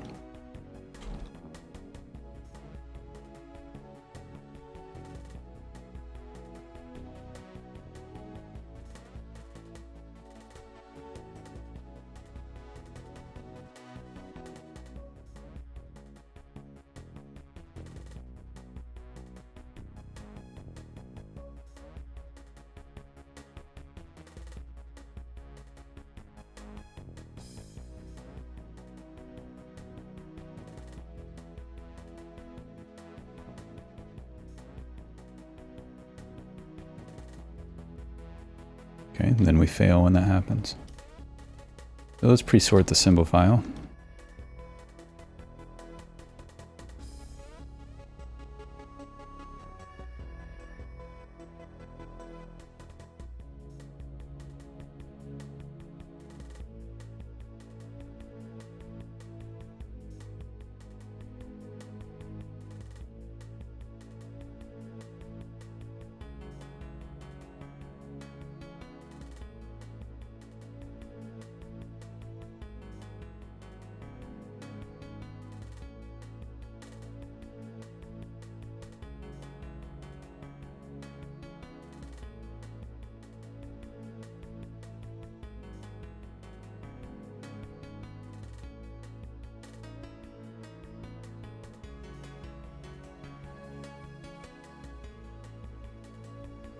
I'm wondering if we could have problems when we add multiple files, because then that won't be sorted either.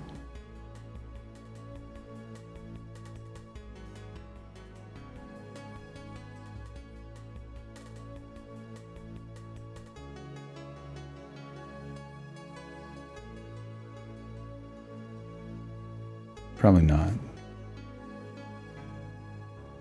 At least not in our immediate use case.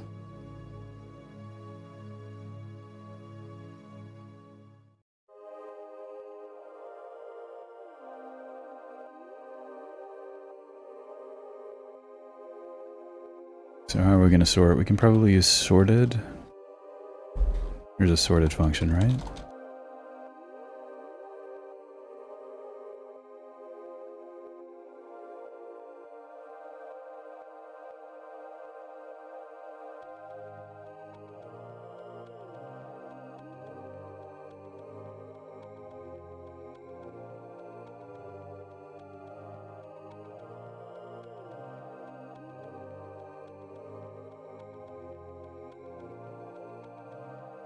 Okay, so here's some data that's unsorted, so let's go ahead and call sorted as we do this and test it.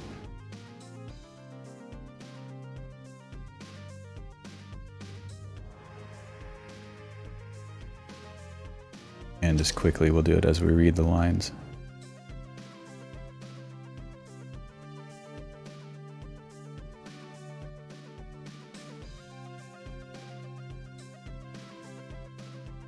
Is it sysexit? I think it is.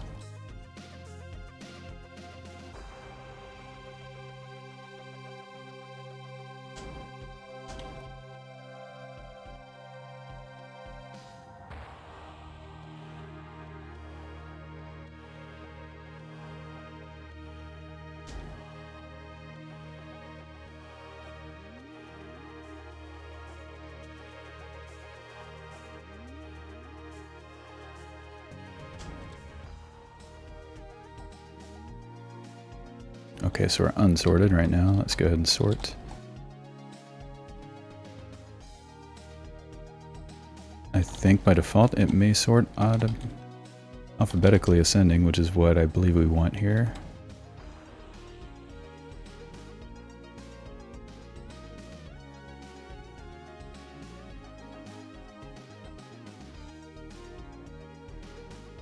Yeah, and that looks like what we want. Hey, here to be a good luck kitty. Hi. You have a good time playing outside?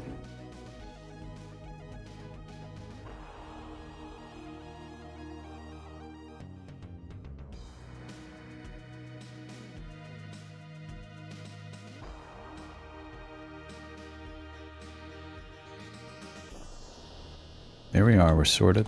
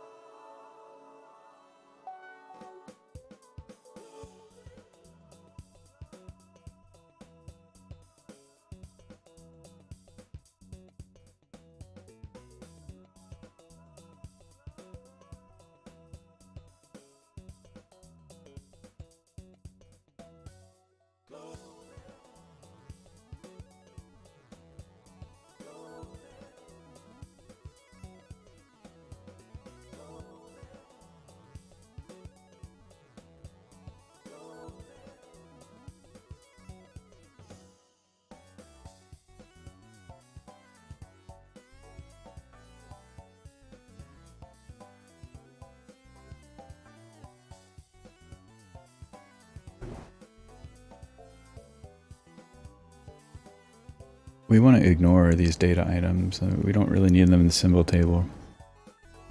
At least not right now, not as functions.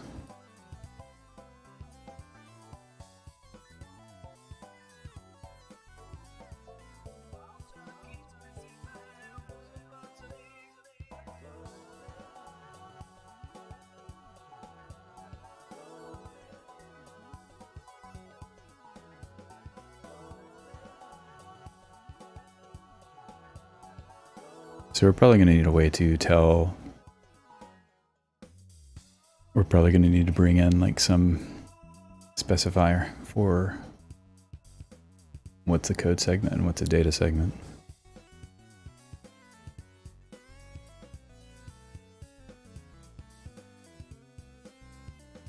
Right now I'm going to do something really dirty and just ignore items that start with, or that end with 3 zeros in the code segment, because in these two files cases they're not code.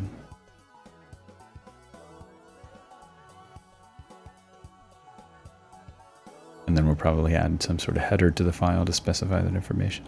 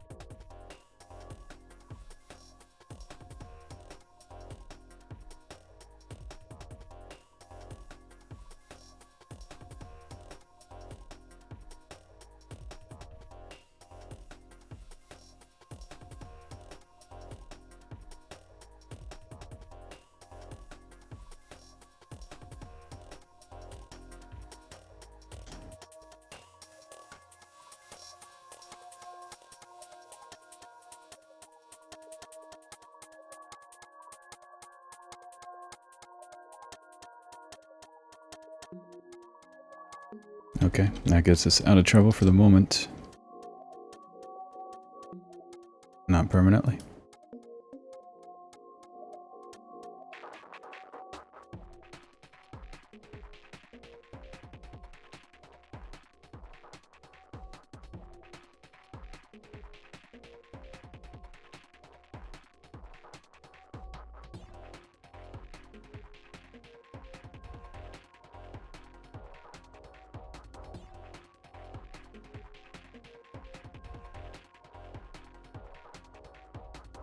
Now we still have a bad one here. How did this happen?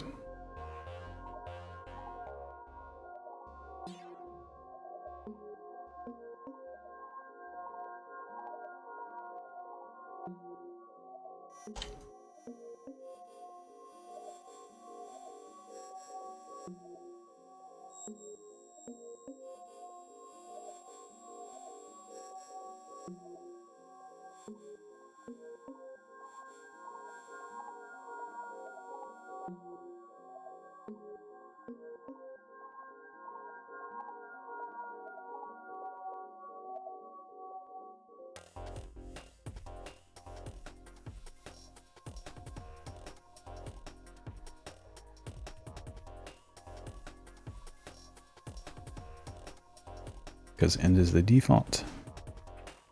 Or 0 is the default for end.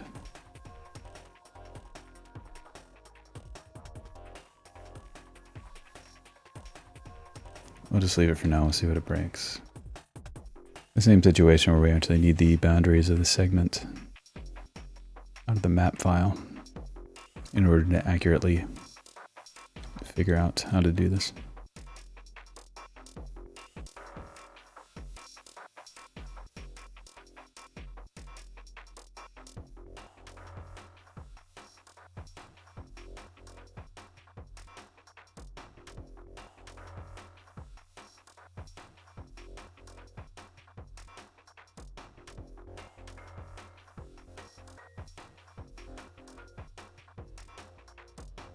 Good. So here's our new aggregate statistics. And let's go ahead and sort this before we print it.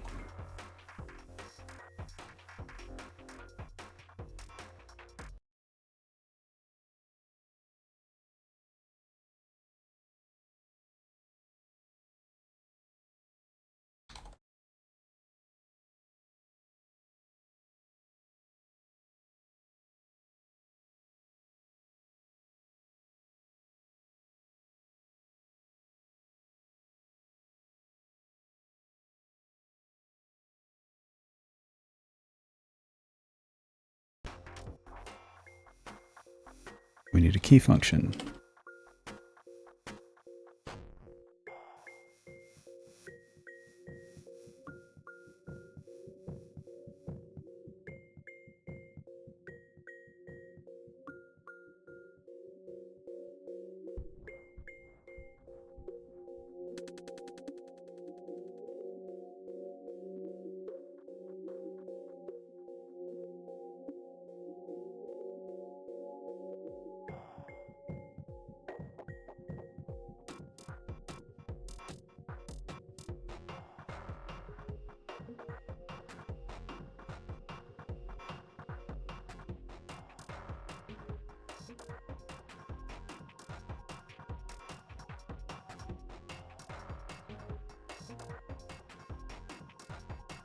That might work as a key function.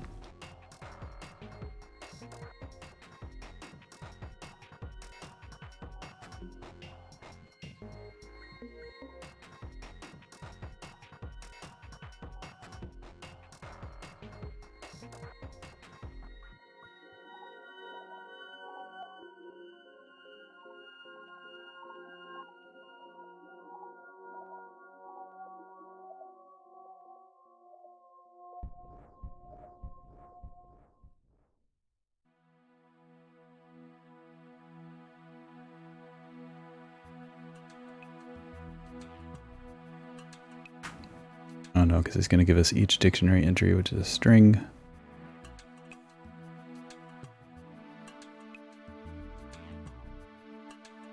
Dictionary may have a sort function now that I'm thinking about it.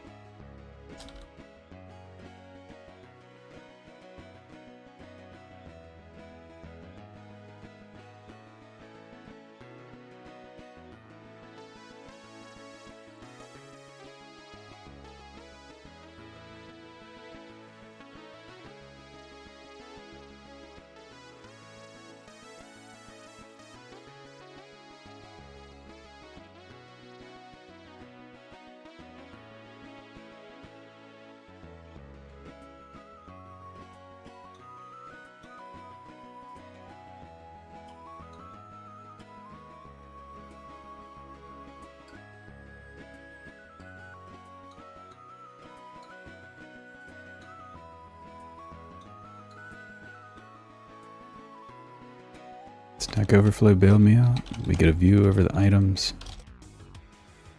Gives us the items as tuples.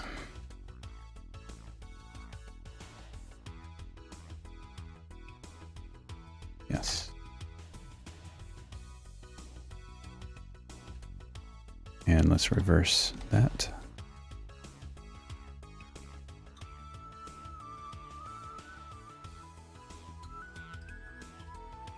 That's what I want.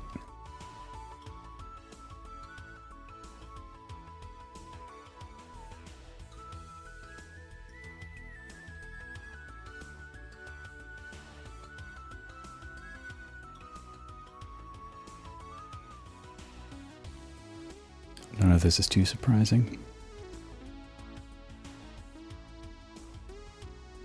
Except VFS format, why are we calling that?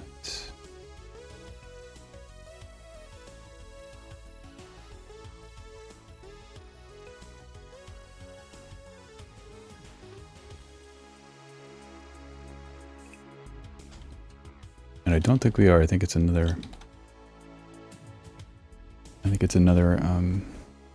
Well, it's positive there. Misclassified instructions.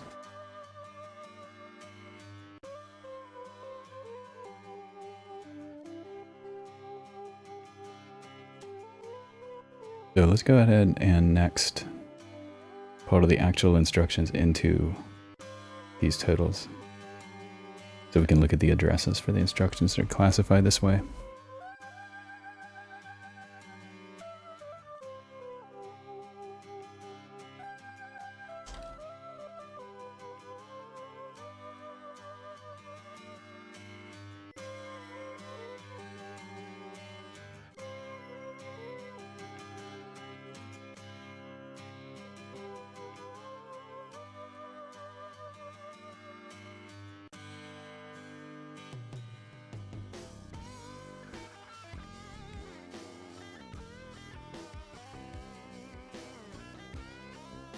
So now instead of just storing the counts here,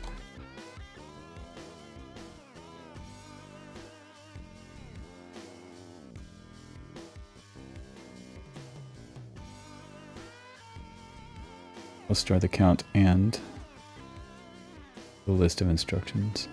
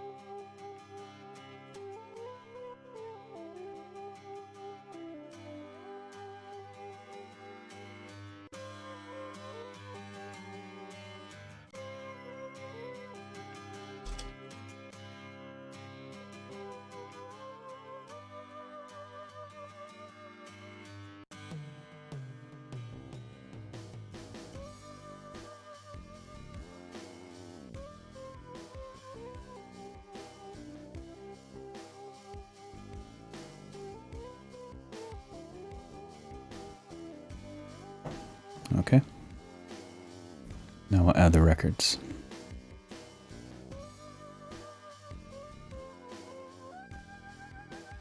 I'm going to get a little more hype music going though.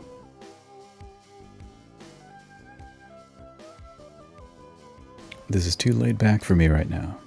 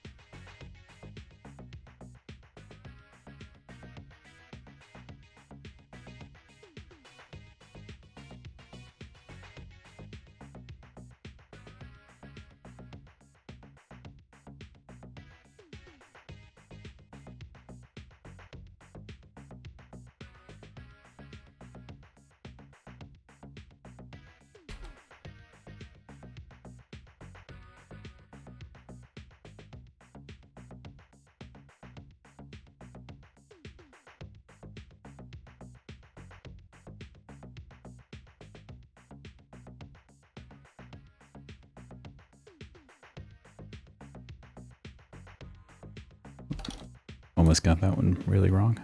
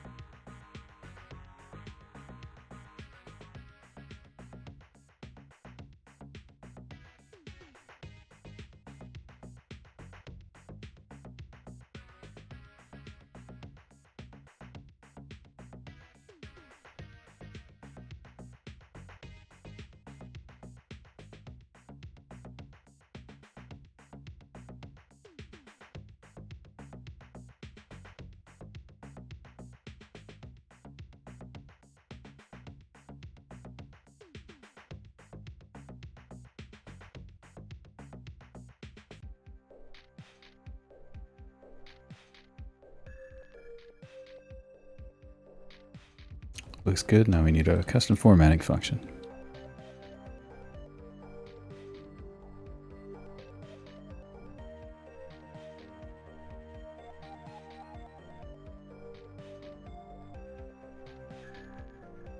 Let's just convert it to a class, actually.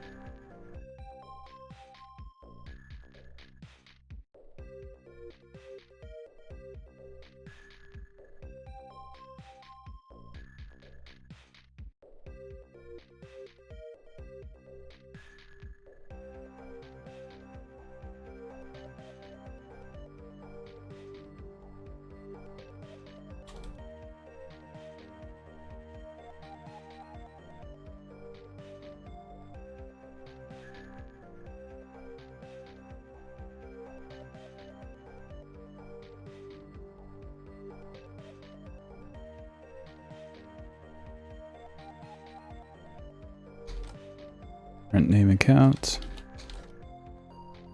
Then print all the records.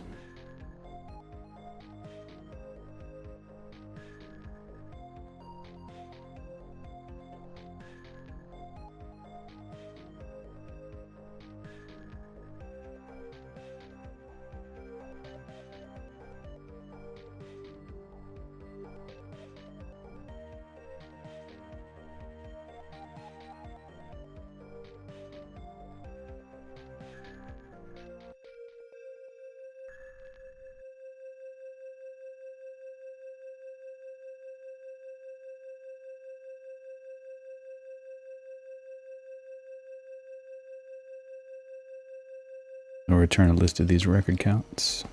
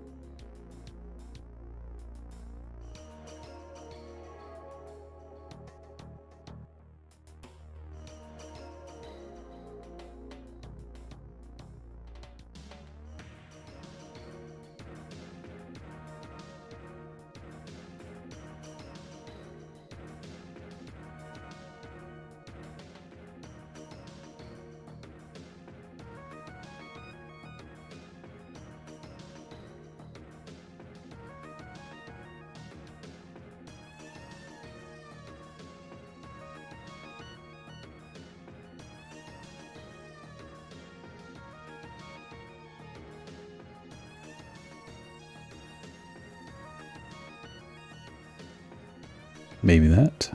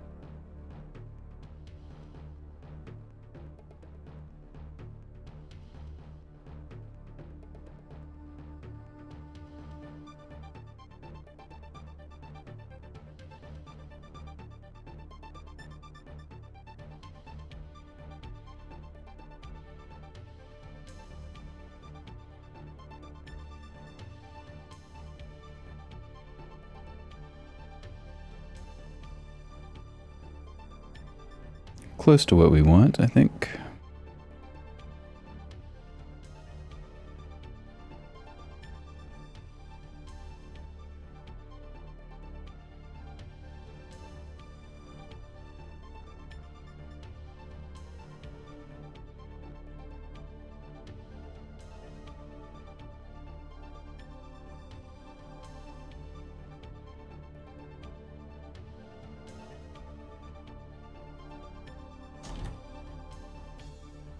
We don't need the pretty print now because we have our own formatting.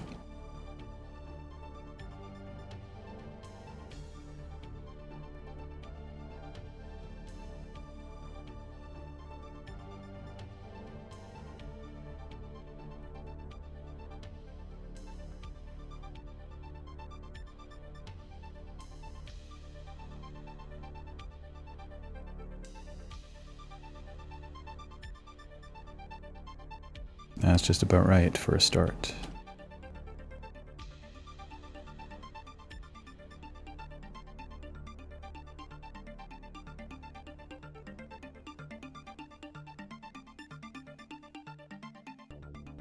And let's put a summary also, in addition to the detail.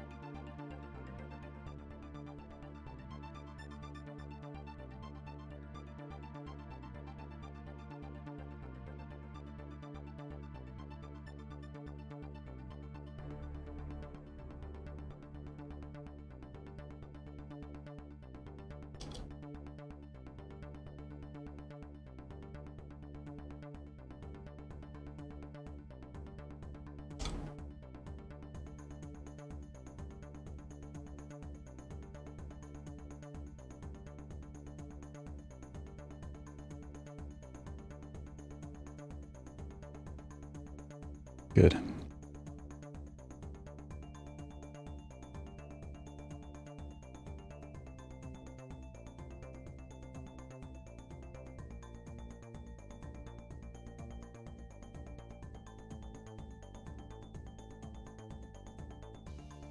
I'm liking it right now. We can do some investigations.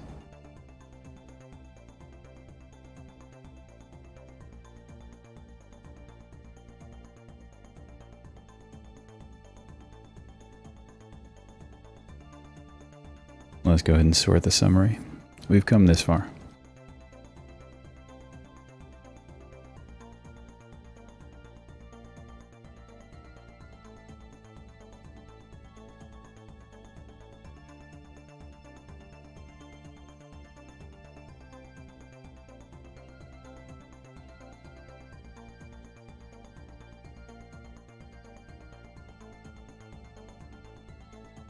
Okay, now for each item is going to be a record count.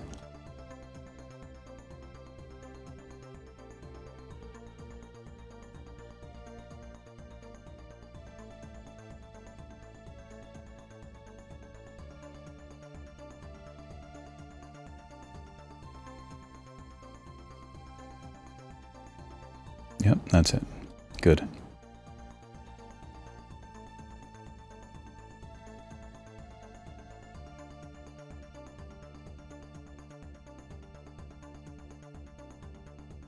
Okay, so we're looking at it, barring any errors, which again, yeah, I think there probably are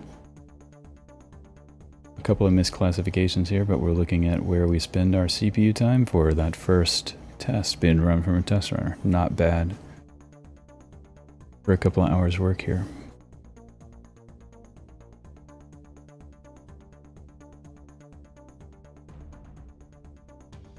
So let's take a look and see if we can find anything misclassified. I don't know if we'll change it, but we at least want to see. So what's in none? We can search for that string in the detail.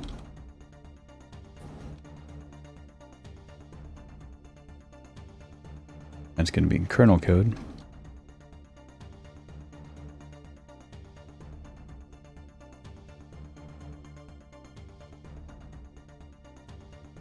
(114B 0097).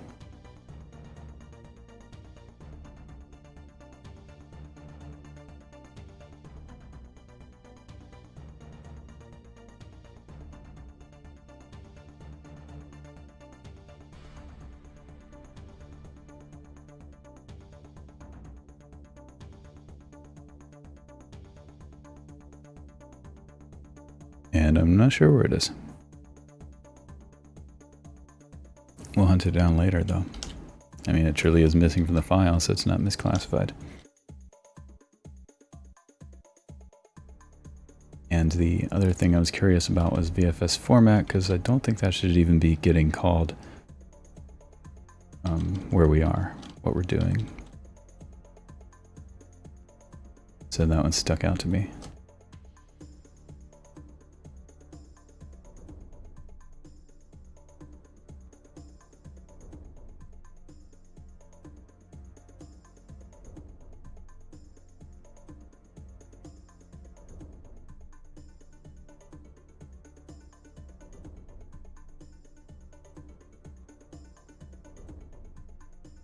(2853 to 2BF7).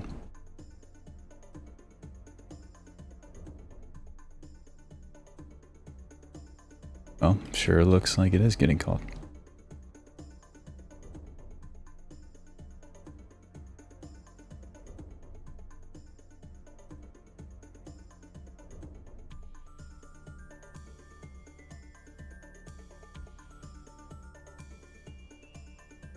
I'll look into it some other time. It's called in a test that we shouldn't have even been running during that session. Maybe we did, though. I don't know.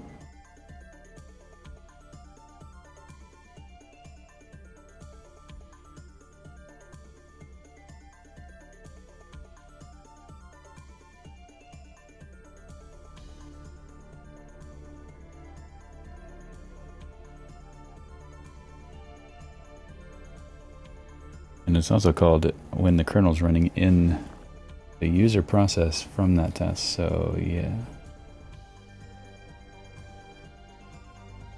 I'm confused by that. That could be a bigger problem, I don't know.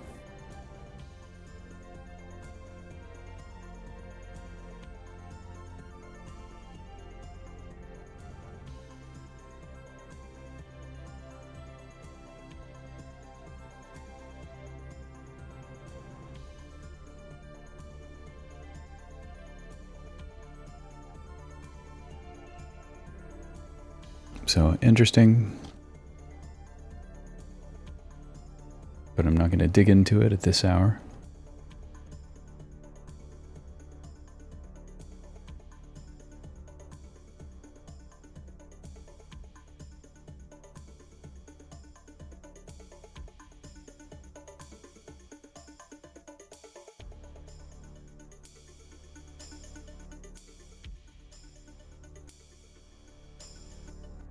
So we can see a couple of things here.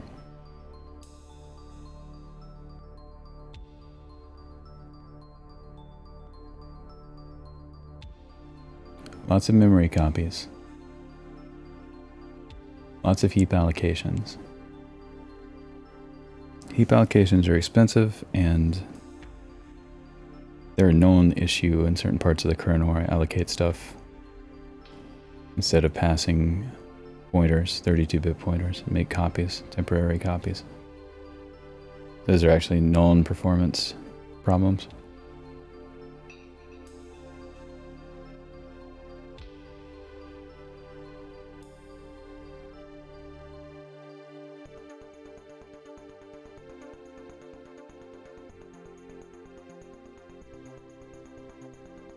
The most calls is actually to memory zone list size, and that is a a check that happens in the allocation function.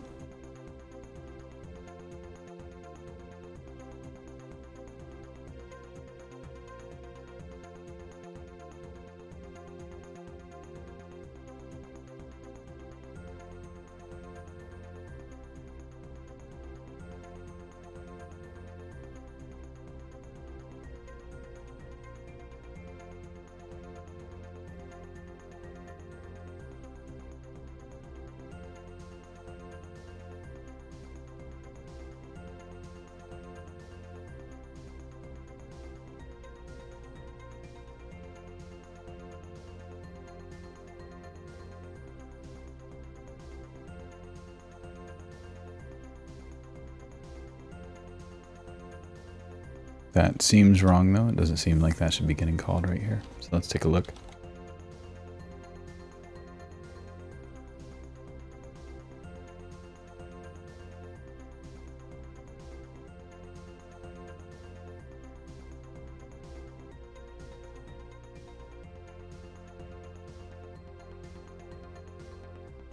Here, let's put our new report under some kind of header so we can search for it easily.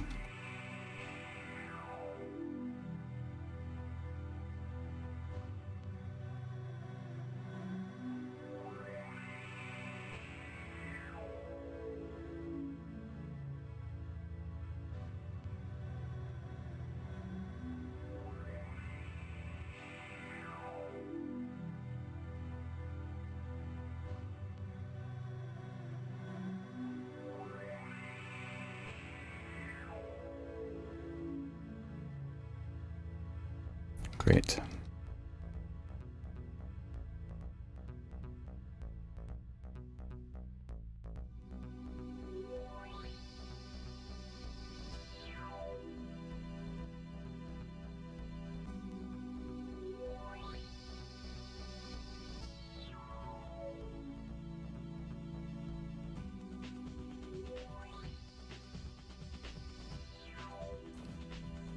So these are misclassified.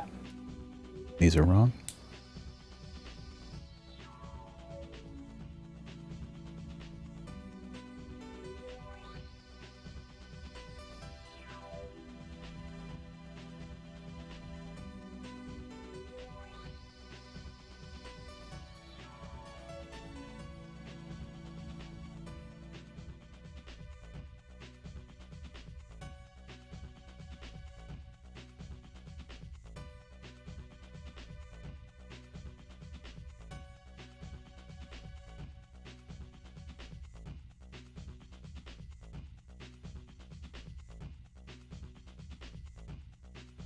Because zone list size is a pretty short function.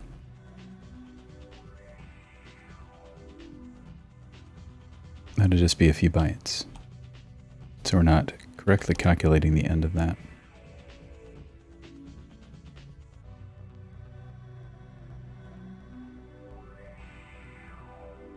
So for whatever reason, we've got some space in between zone list size and S bits.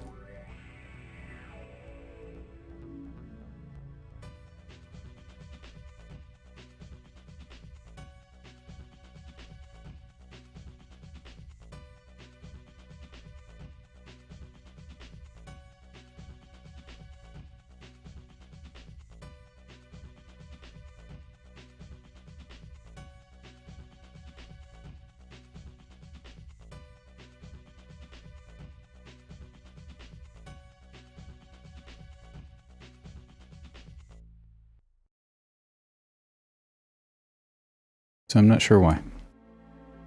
And I don't think there's a really easy immediate solution. The disassembly files, OpenWatcom also generates those. So we can take a look.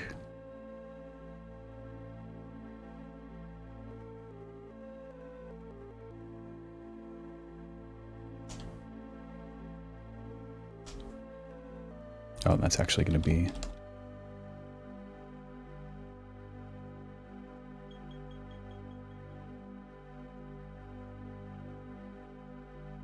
here.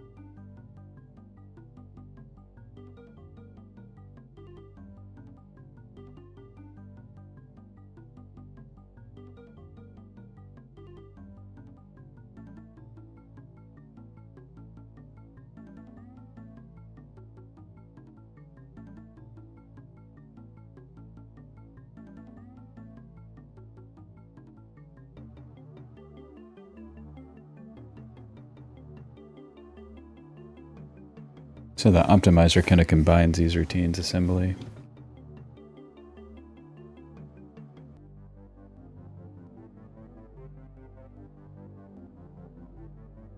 So we get a routine size the disassembler gives us, but it actually doesn't give us the routine size function by function.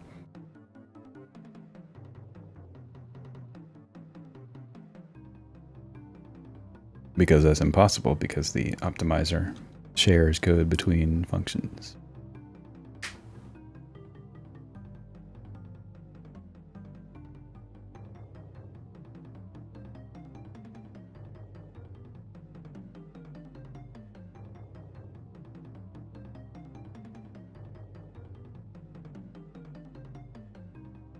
So that could be one, I'd say it will be one issue with this approach, is that certain code will appear to be in certain functions, but actually be in others. Because say a return routine might be shared. Like just as an example, this is probably not the case, but say L39 may be shared between different functions. So zone insert could jump to L39 to do its return as an optimization. And then we would have instructions start in zone insert, and then we'd have instructions end in zone alloc as reported by the profiler, but that would be wrong.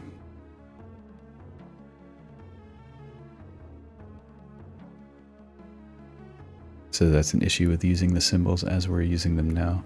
We can turn off optimizations, and then that problem would go away.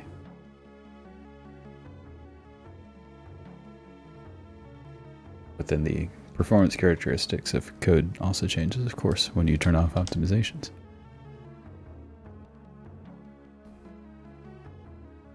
So that's one thing we'll have to work out, and that could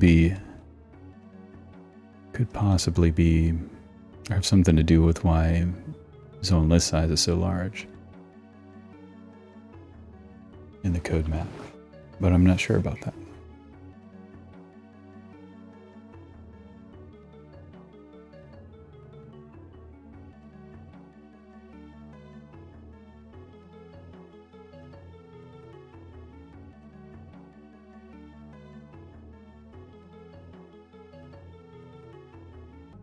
What we probably want to do on the medium term is to adjust this disassembly to the final location in memory. So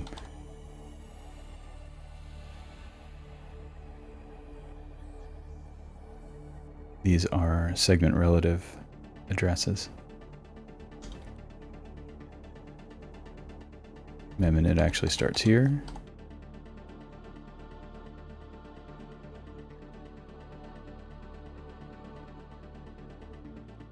So we can just add these addresses to this base address to get the real address in memory. And if we do that, we can use these files to actually show the instructions being executed. We can put move AXOC here in our listing.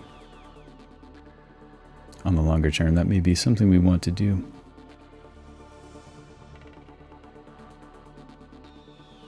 On the short term, probably not important, because I think this is going to be pretty valuable as it is.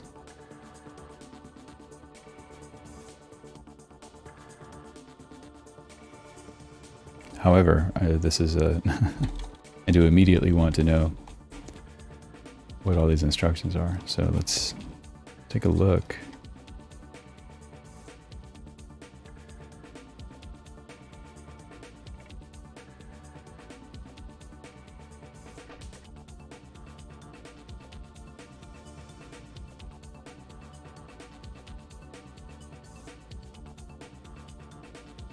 Memzone list size.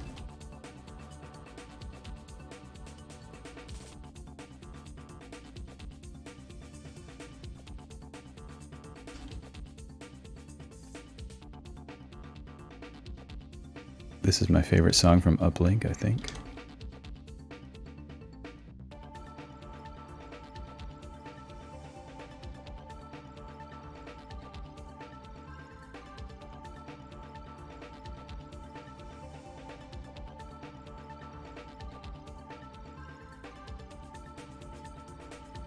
Routine base, tax plus 499.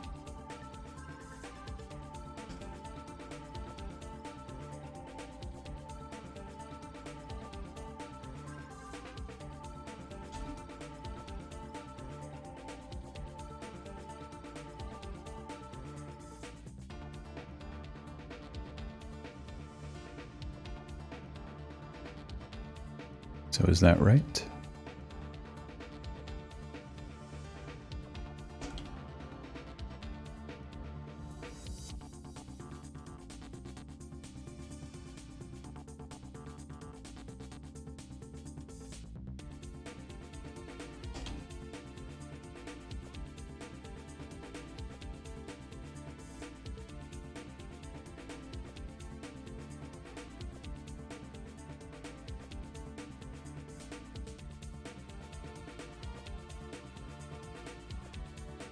Because that would make it 4A1.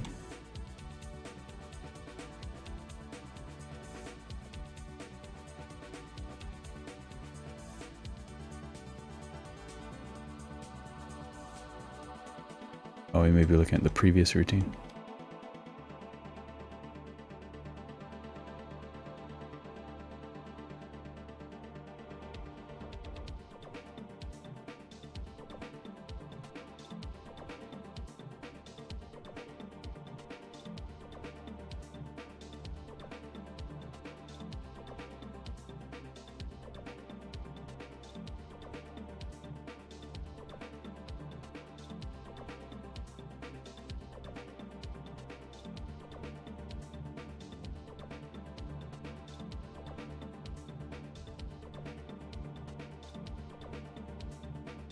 Also, I mean, that just means segment 0. That's not a real point of it in memory.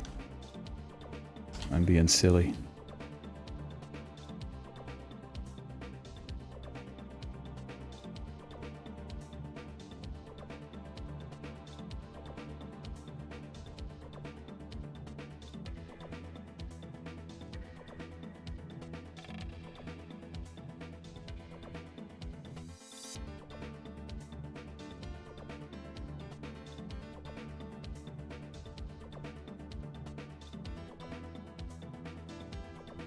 But anyway, what we're trying to do, find some of these.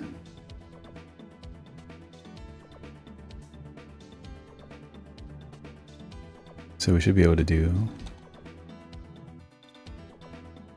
BS6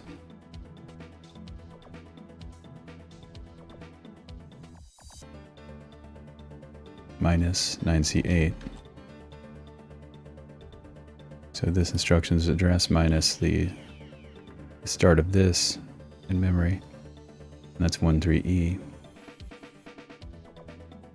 and then 4E9 plus 13E.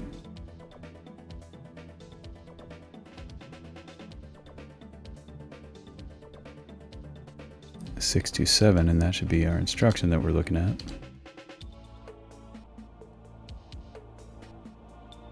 And that's zone find mid.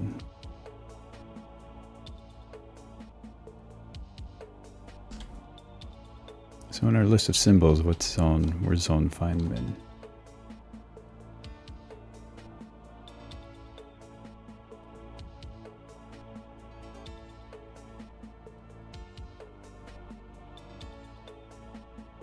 It's not there, it's static linkage. So that's a private symbol, so we don't see it.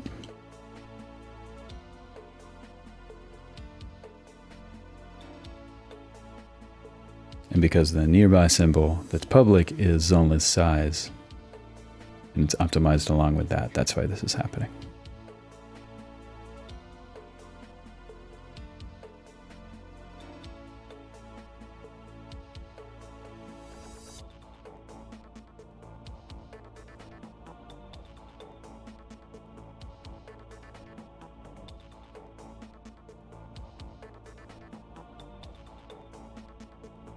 So I wonder, can we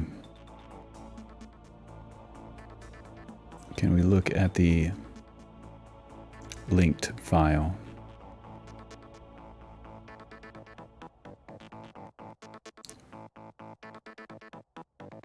WLink will create a map file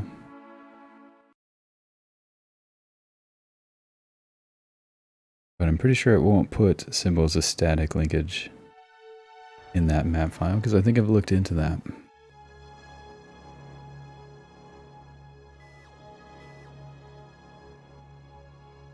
But if it records them in the linked file somewhere.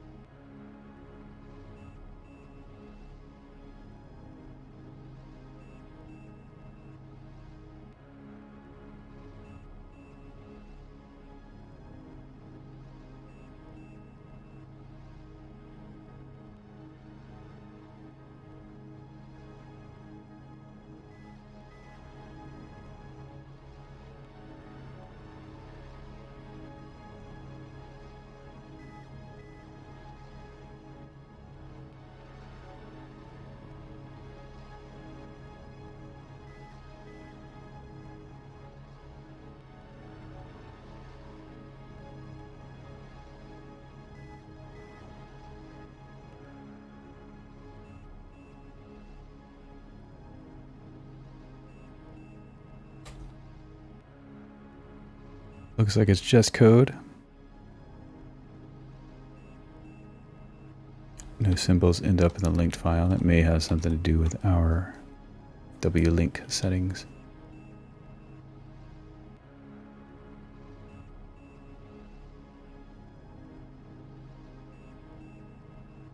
We're getting into the weeds, but that's where we need to be.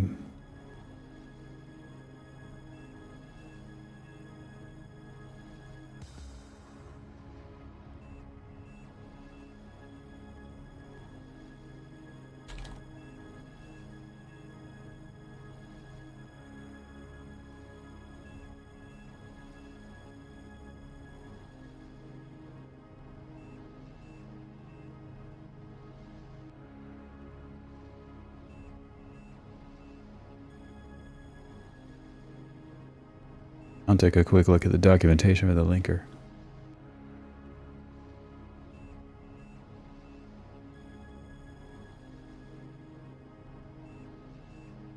I'll need more time to go through it later in detail.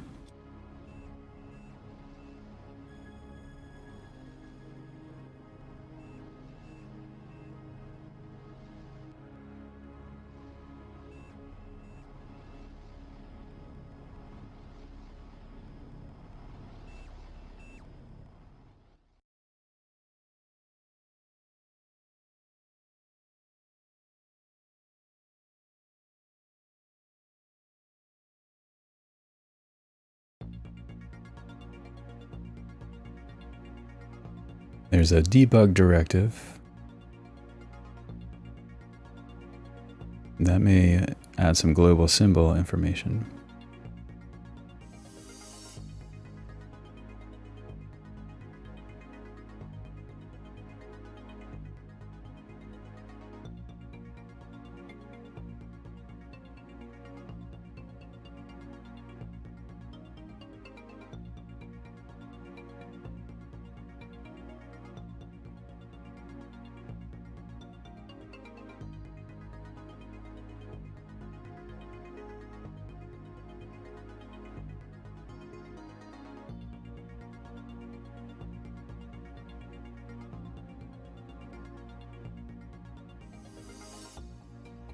Let's try this and see what happens.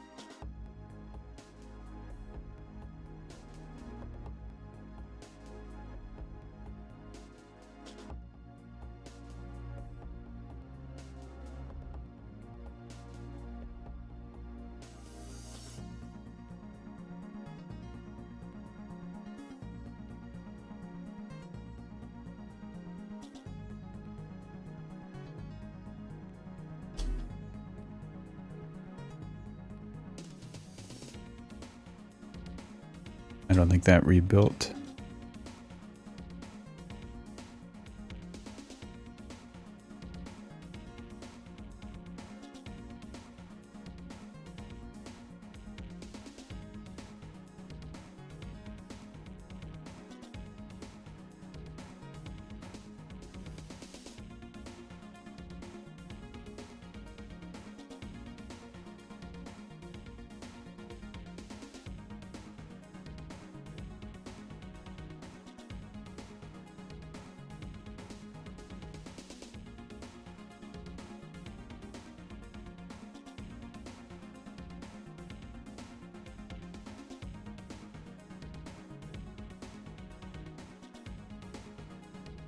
I'm not sure if AG even searches binary files properly.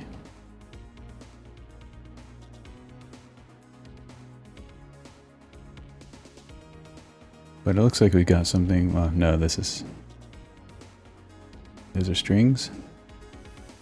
And these look like symbol names to me.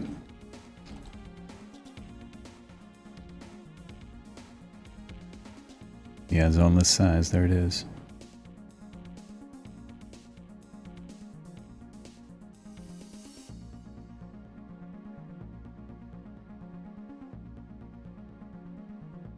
Yeah, binary file matches. So it's in there.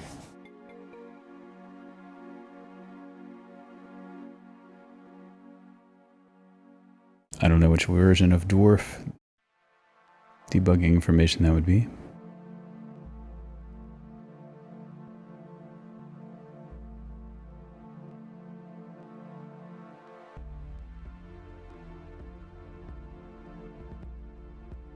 Taking a quick look though, let's look at a symbol that we do know the name of.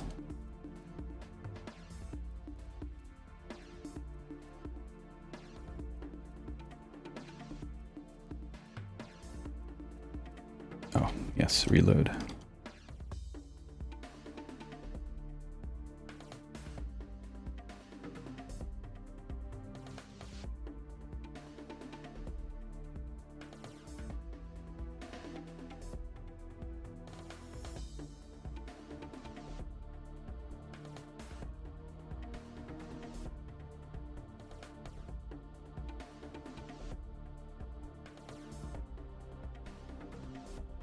This may not be straightforward too. We may have to go find the file format. Like this may point into values in other tables and things. So imvec new OODE 171.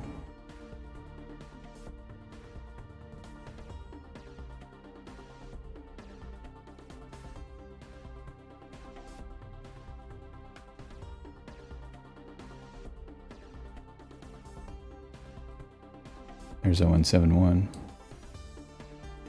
Invec 3 would be 01C2.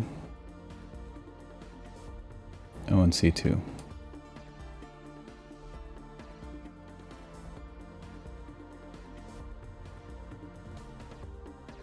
So that looks like what we want. We just need to look into the dwarf file format and get it out of there. So that may be a better way to get the symbols than using these maps, since we'll have all the static function information as well.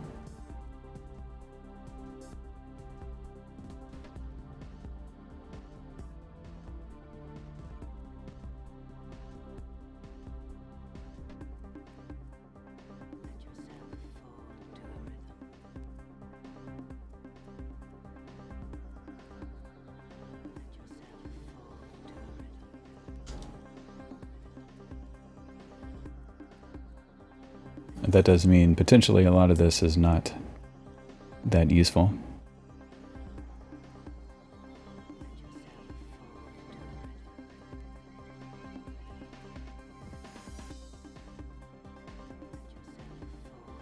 So we might look into the dwarf file format and see what the record format is. I'm going to take a short break. I'll be back in a couple of minutes. We'll look into this a little bit. I'll talk about what I'm going to do for the next few days.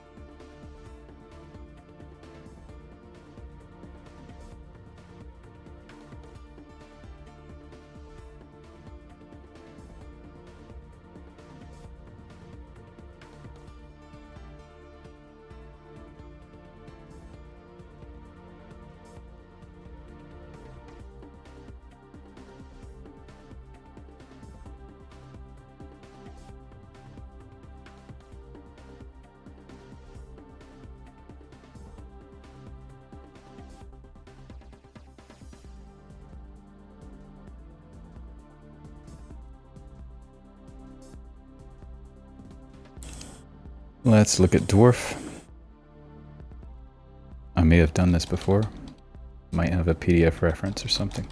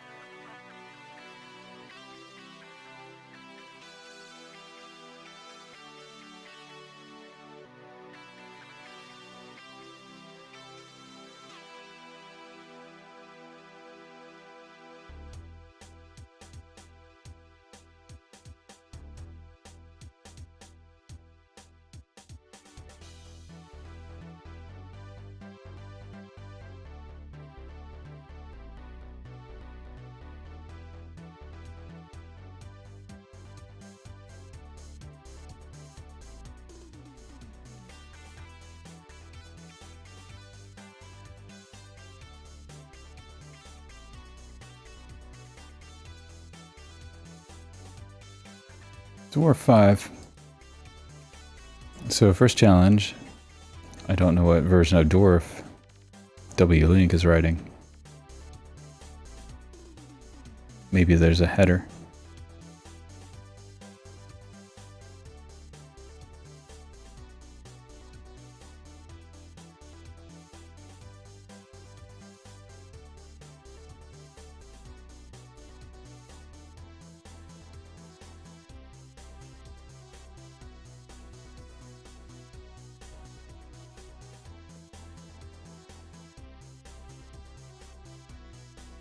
Let's take a look though.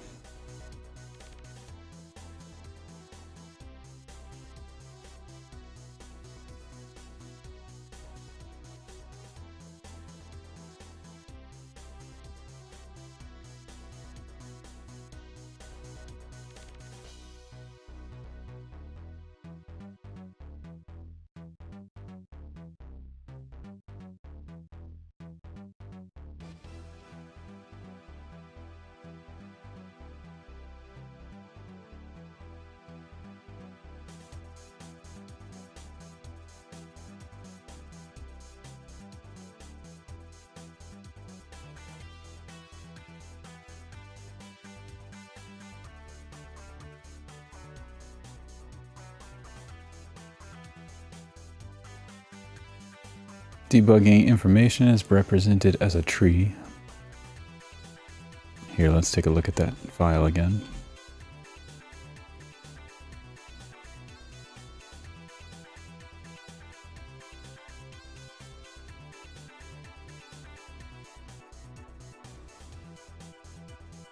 Back to the table of contents.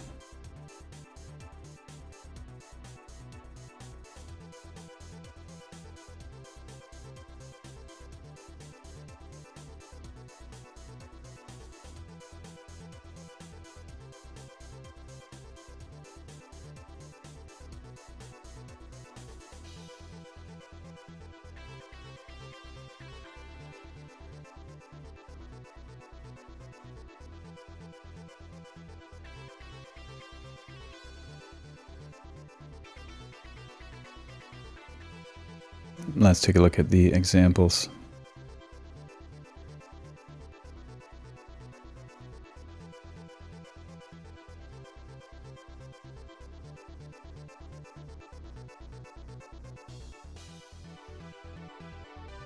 Also, are there dwarf browsers? Certainly there are, but will they work on this type of file? In fact, I know there are because I've used them before.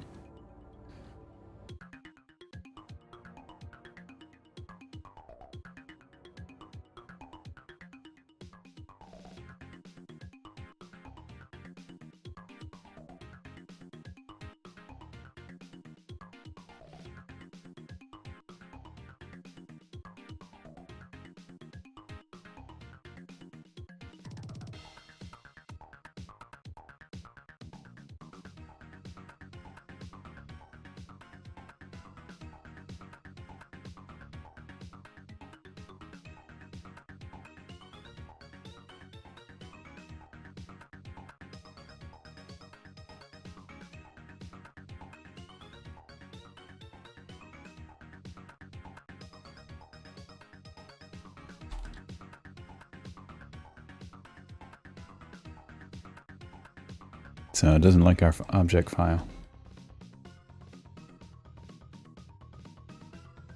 Probably expects elf.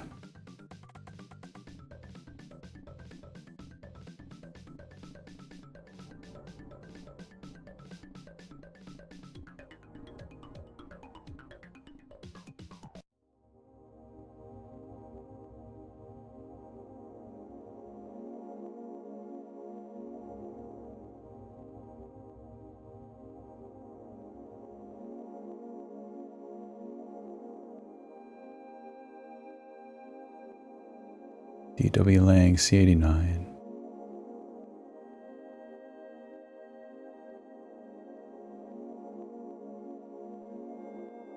Is that going to be literal text? Some kind of enumerator?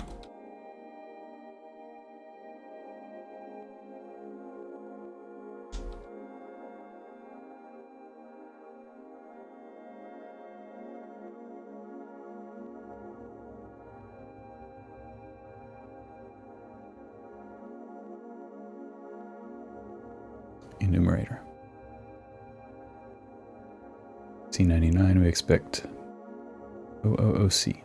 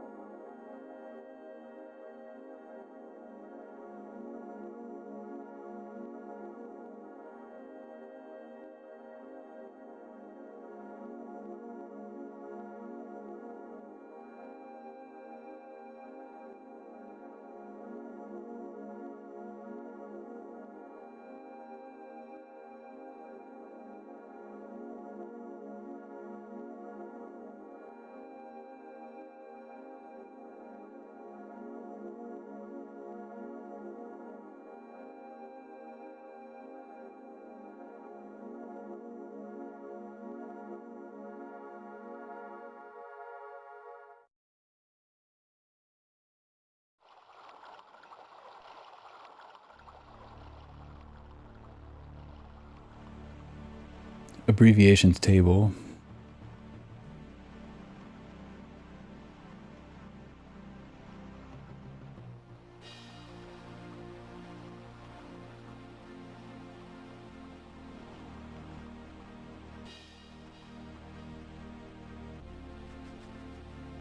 This could be the abbreviations table up here.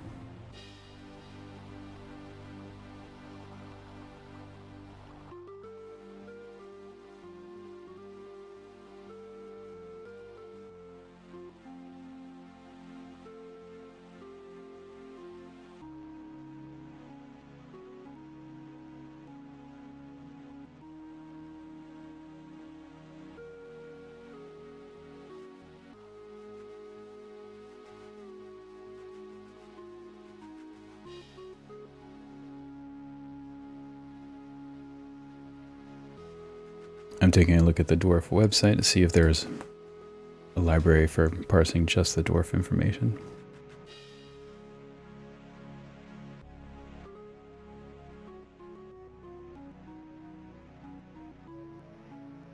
There's libdwarf.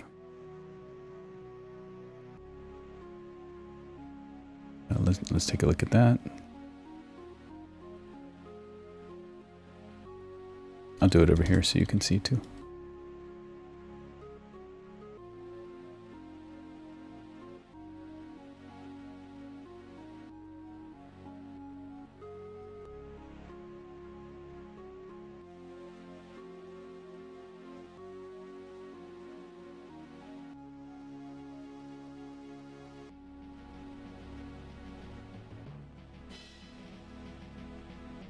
Yeah, maybe dwarf dump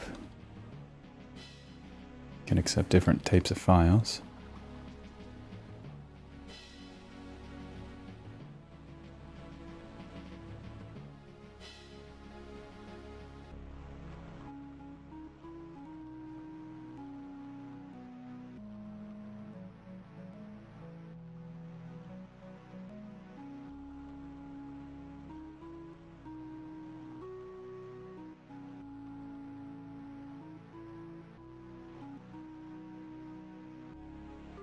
I'm not seeing where it says anything about input.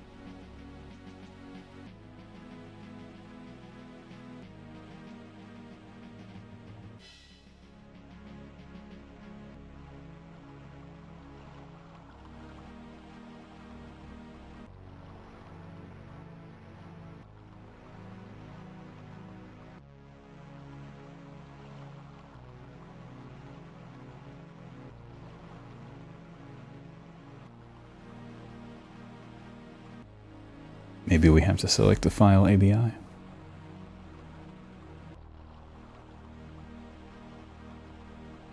Anyway, I won't bore you with it now. I'll figure this out later.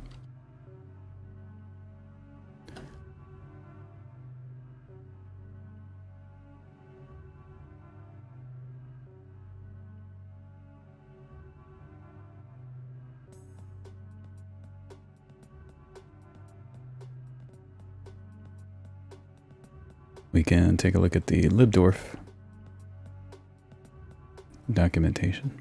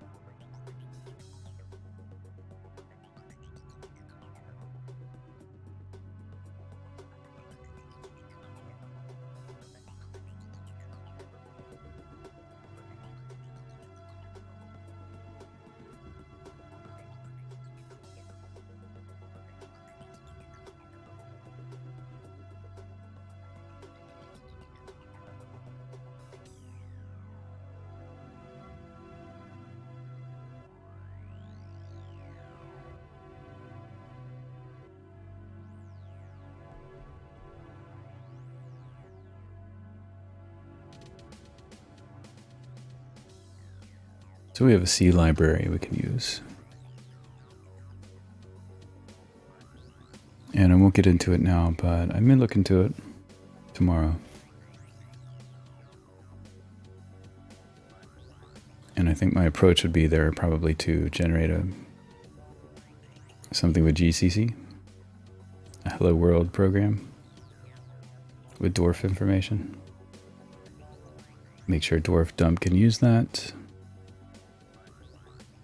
And then sort of use that to compare the dwarf information in our MKZ file that wlink puts in. And of course, reading the specification more carefully as well. I don't want to do that right now.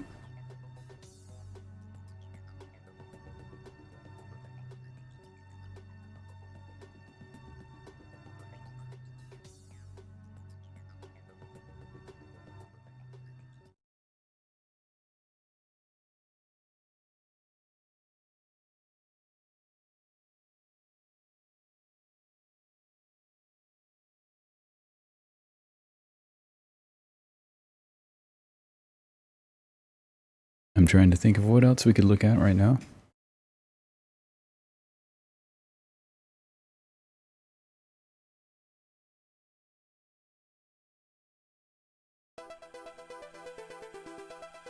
We covered a fair amount of ground here today. We got a profiling session complete. Organized by function with some issues around that.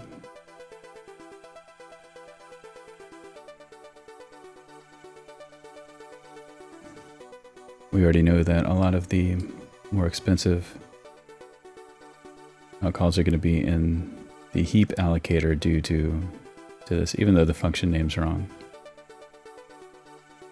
That stuff's going to be in the heap allocator because it's nearby.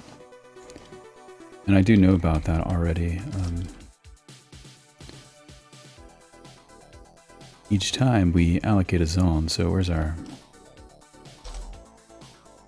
malloc function?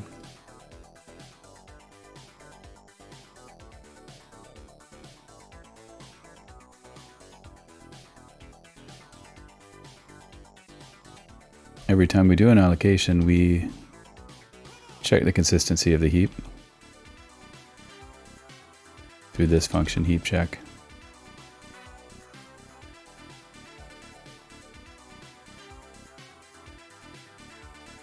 And that's a preventive measure to find bugs in the heap allocator. It's been months since we found any that way. But that happens every time we do an allocation. It's clear we're doing a lot of allocations here right now.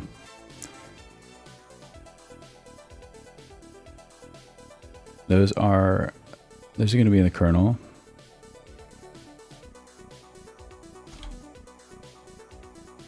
Because we profiled what? Up to...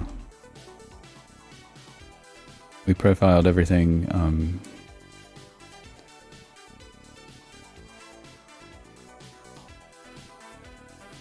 up through executing one child program. We didn't profile the child, only the parent. We did profile the fork and exec process.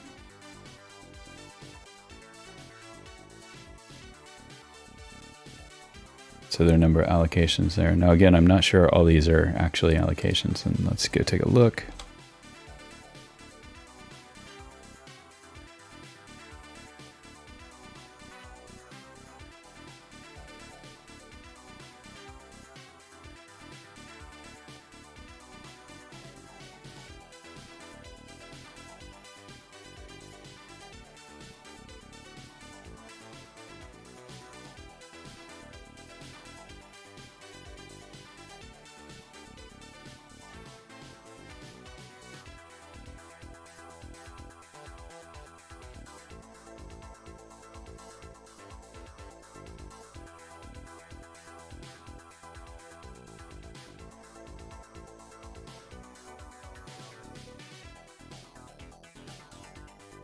User and kernel.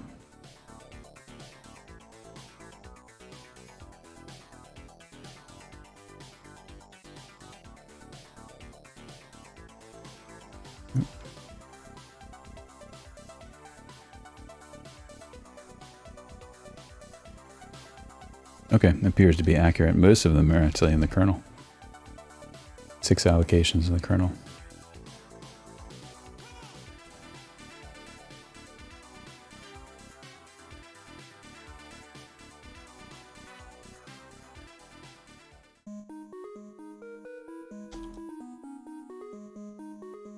So we can look at that. How are we using dynamic memory allocation in the kernel?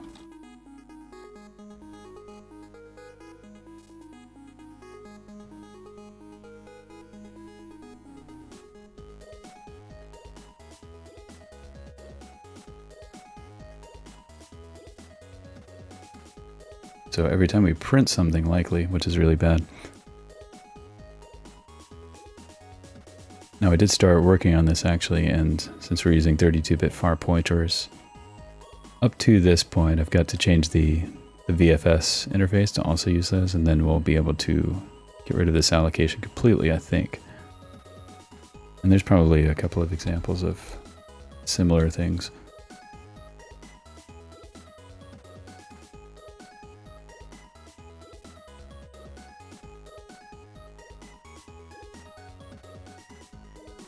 allocation here. Anytime we open a new pipe,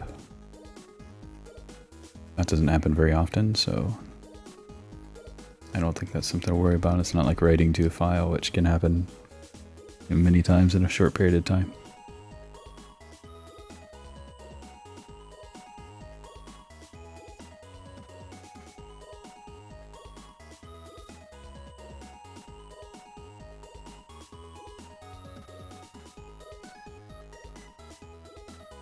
I forgot we're only looking at 10,000 out of our 1 million records, so we can actually go and generate the whole thing again and see what we get.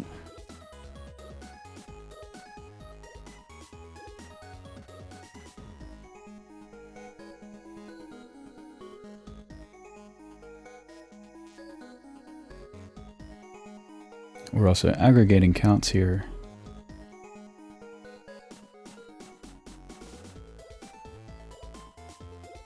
We could look at it another way and trace it, instruction by instruction, and see how do you get from one place to another, if we wanted to. That's more of a job for a trace log or debugger, I think.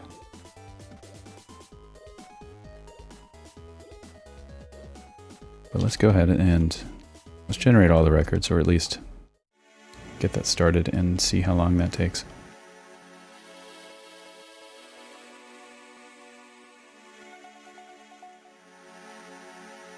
So I forgot I limited that.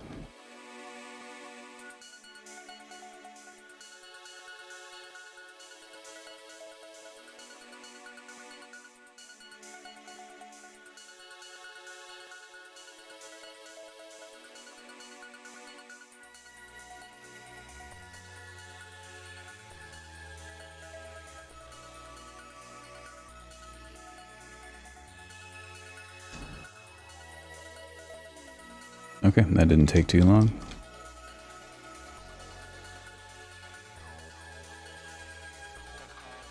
So this status thing, this probably shouldn't go to the file. Let's change that.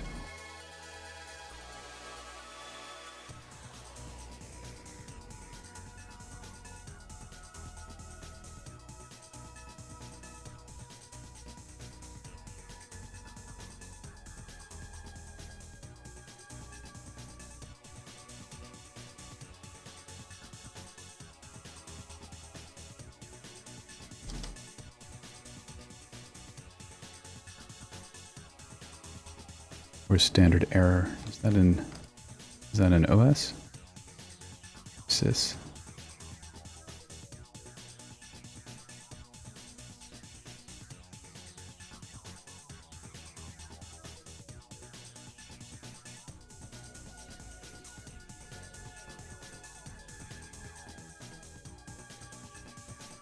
Sys.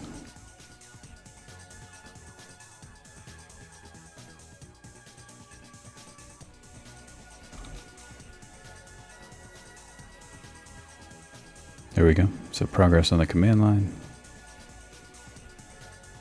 Info in the file.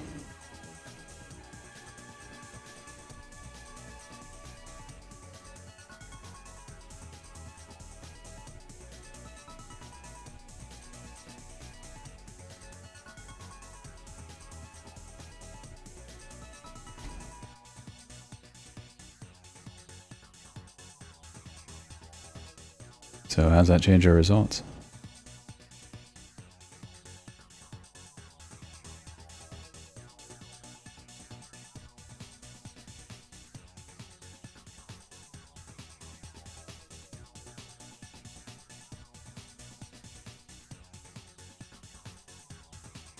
The big offender is still there, is on list size.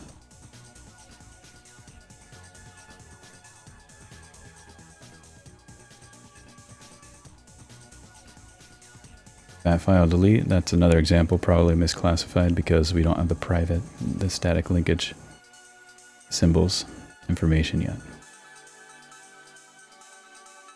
So it's actually some function around file delete, but not file delete, since we're not deleting any files here.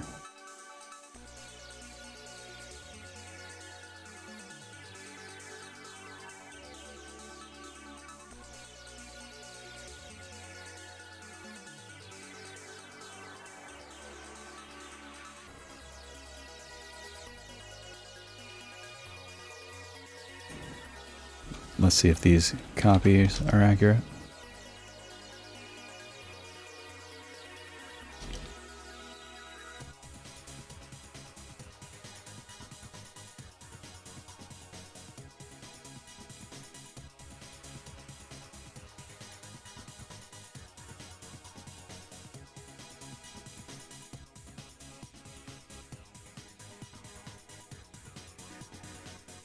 Yeah, it looks accurate.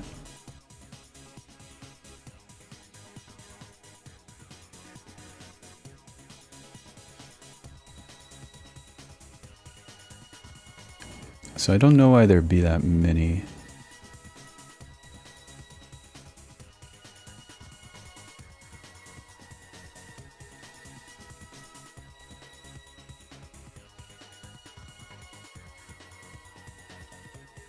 We do, when we fork an exec, we copy an entire segment from the disk into memory for the new process. So that's 64K. Not sure off the top of my head why we'd have so many of these instructions.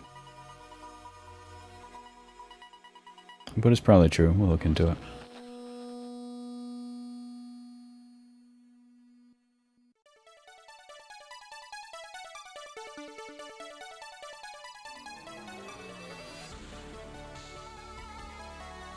I'm excited. This is going to help a lot, I think. This is what we're looking at, 30 copy. It's mem copy. We don't have exactly the C standard library. I'm trying to do a better job with API design than the C standard library does. Trying. But this is mem copy, so we take a 32-bit pointer to destination from source. On this operating system right now, we distinguish between 16 and 32-bit size pointers because we working with 16-bit code a lot of the time, but sometimes not 32-bit data. There's not just one pointer size.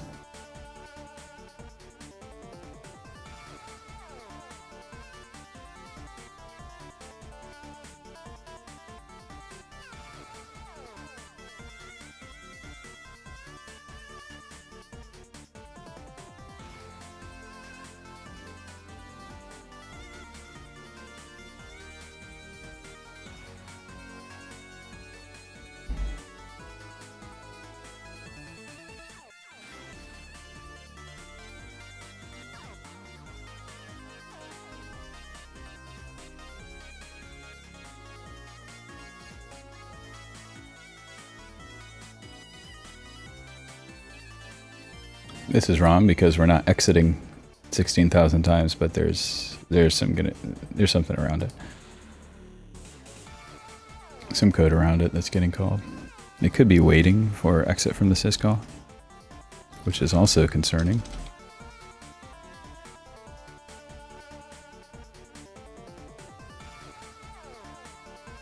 Oh, this could be right actually, because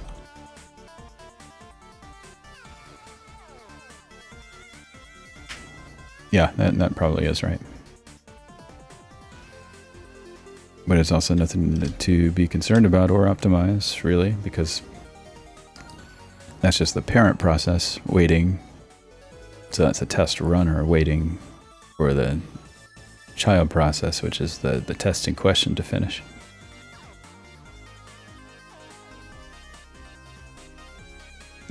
So that's fine. Given the limitations of the current design, that's not anything to worry about. Now it does waste CPU time, so when we switch back and forth between processes with the scheduler right now, if a process is waiting, that time is wasted. The scheduler is not intelligent enough to just switch back. At least I don't think it is. I think we switch to the process anyway, even if it's waiting. And it just does nothing.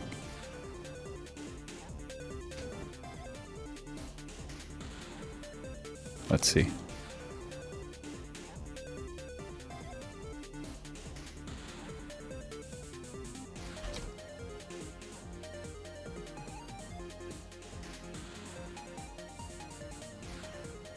No, I guess not. We shouldn't switch to a waiting process.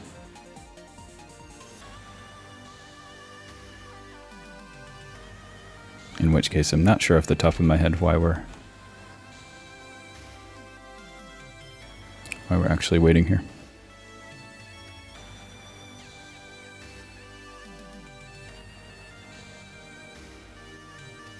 But we also may not be. It may just be that this is the only symbol we have in the interrupt around here.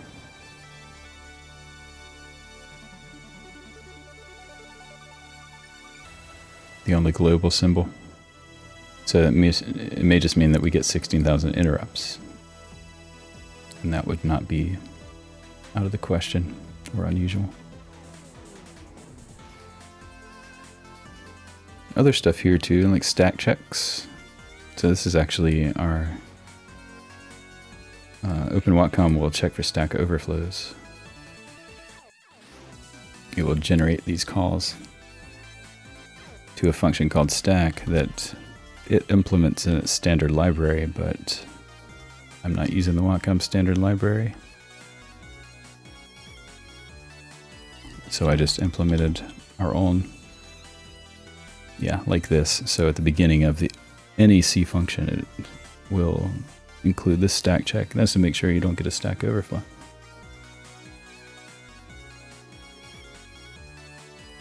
Which I would rather know about a stack overflow early and sacrifice speed in almost any situation. But it is an option to remove those if speed becomes paramount.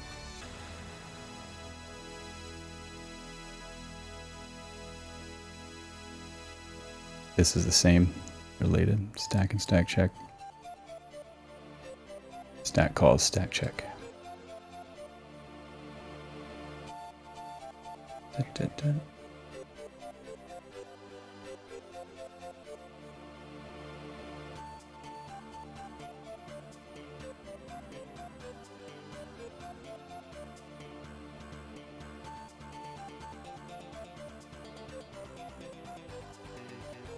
Sector loading. We do a lot of disk access when we're forking and execing a process, because we load the entire file representing the process into memory. So optimizing stuff there could be valuable.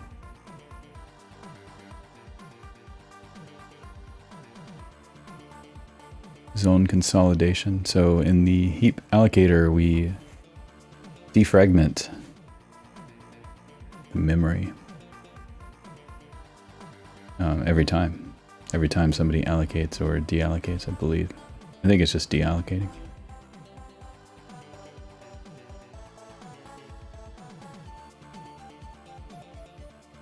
So we consolidate the free zones. Say if you have two zones next to each other that are free.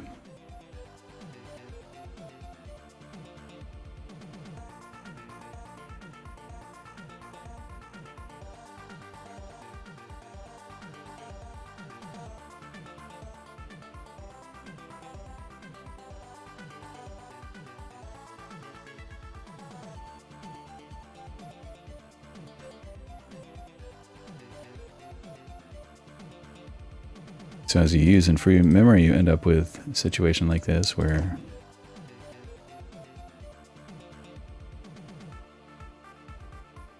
select.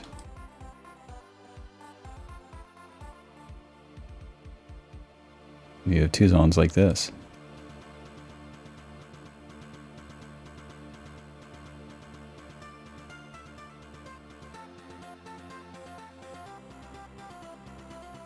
Or let's just say, I don't know, 512 bytes.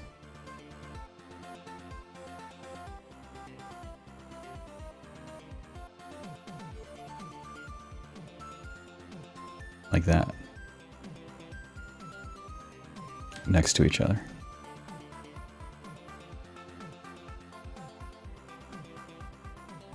So why does that happen? Because you start out with 1024, let's say.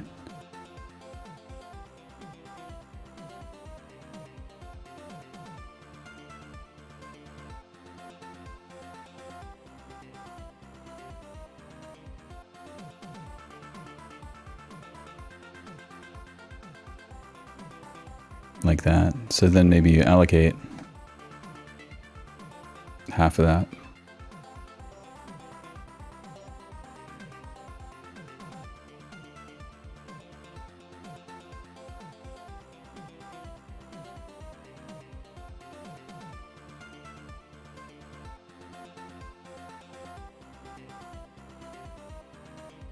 Drawn off the cuff of my new program here.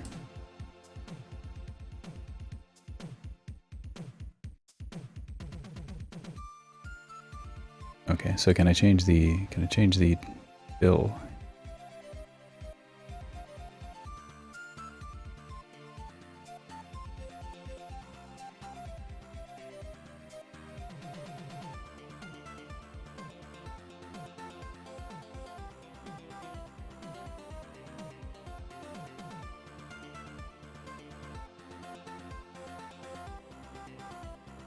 Okay, so you had 1024 freeze, you allocated 512.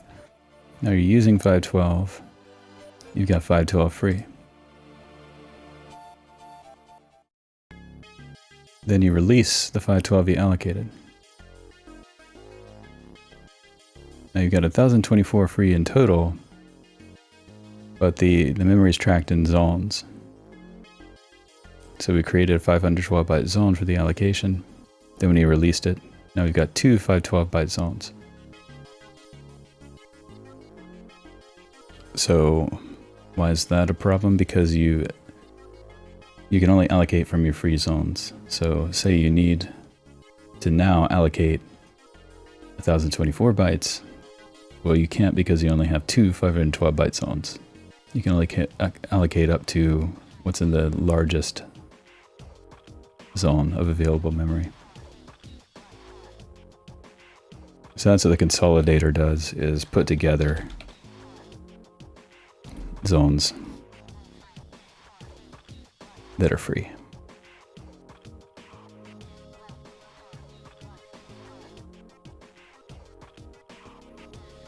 So consolidate, and then you got this business. Now we got 1024 bytes. You can allocate all of it if you want to. So that's what zone consolidation is, and right now the allocator actually does it every time you free memory, which is totally unnecessary.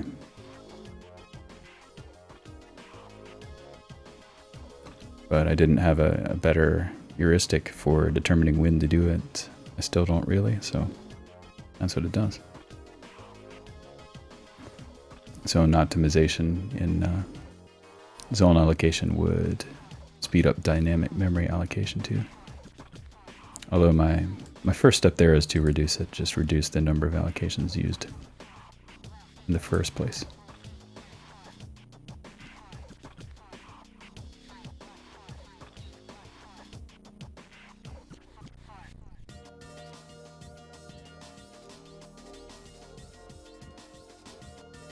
There's other stuff. There's tons of other stuff. There's there's optimization to make it everywhere. Everything can be faster and better than it is.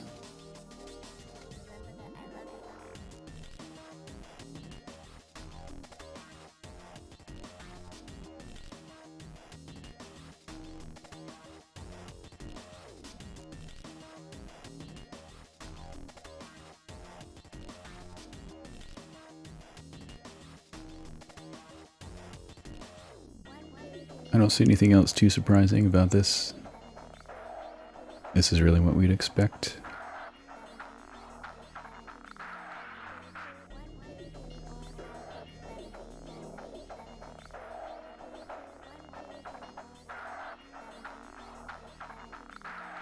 So I think my next steps, what I'm going to do for the next few days, I mean, I think I will probably immediately, probably tomorrow, start looking to the dwarf file format and correct some of these problems, misclassifications of instructions,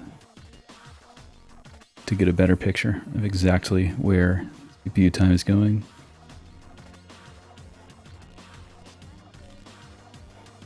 But besides that, just looking at this, the effectiveness of this approach to profiling, from what I see, I think for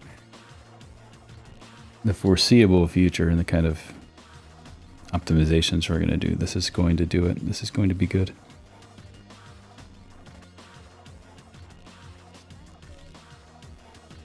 I think this approach will work.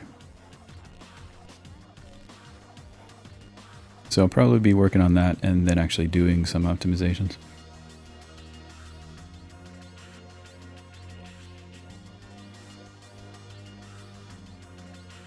And we'll kind of take it from there.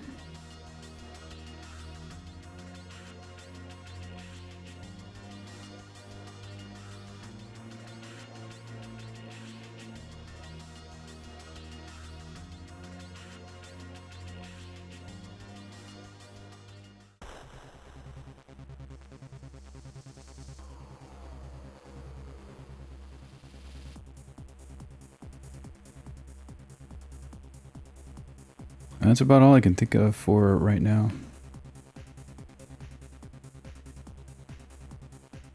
Optimization is going to be my main thing. There's other stuff to do.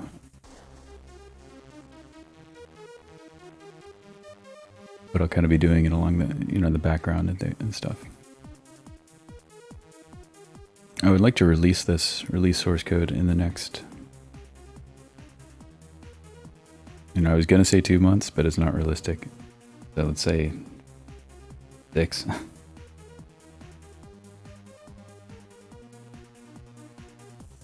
Definitely before the winter season, I want to release and kind of plan my next steps. Am I going to keep doing this or do something else for a little bit? And will anyone be interested in contributing to? I would like to see that.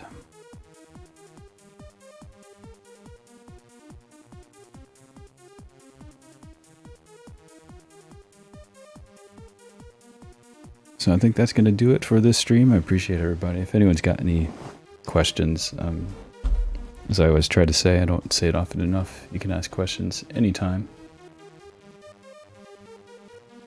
And I'll stop what I'm doing and be happy to answer them.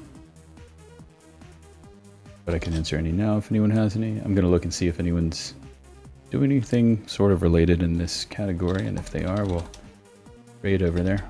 Otherwise, I'll end stream now.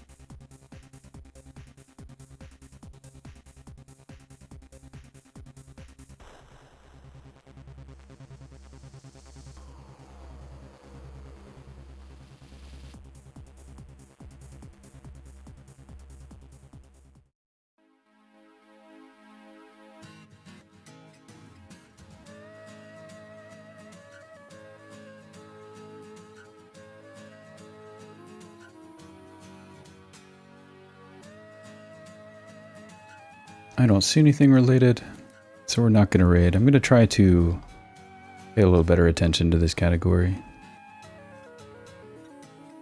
Get to know some streamers that are doing some programming streams.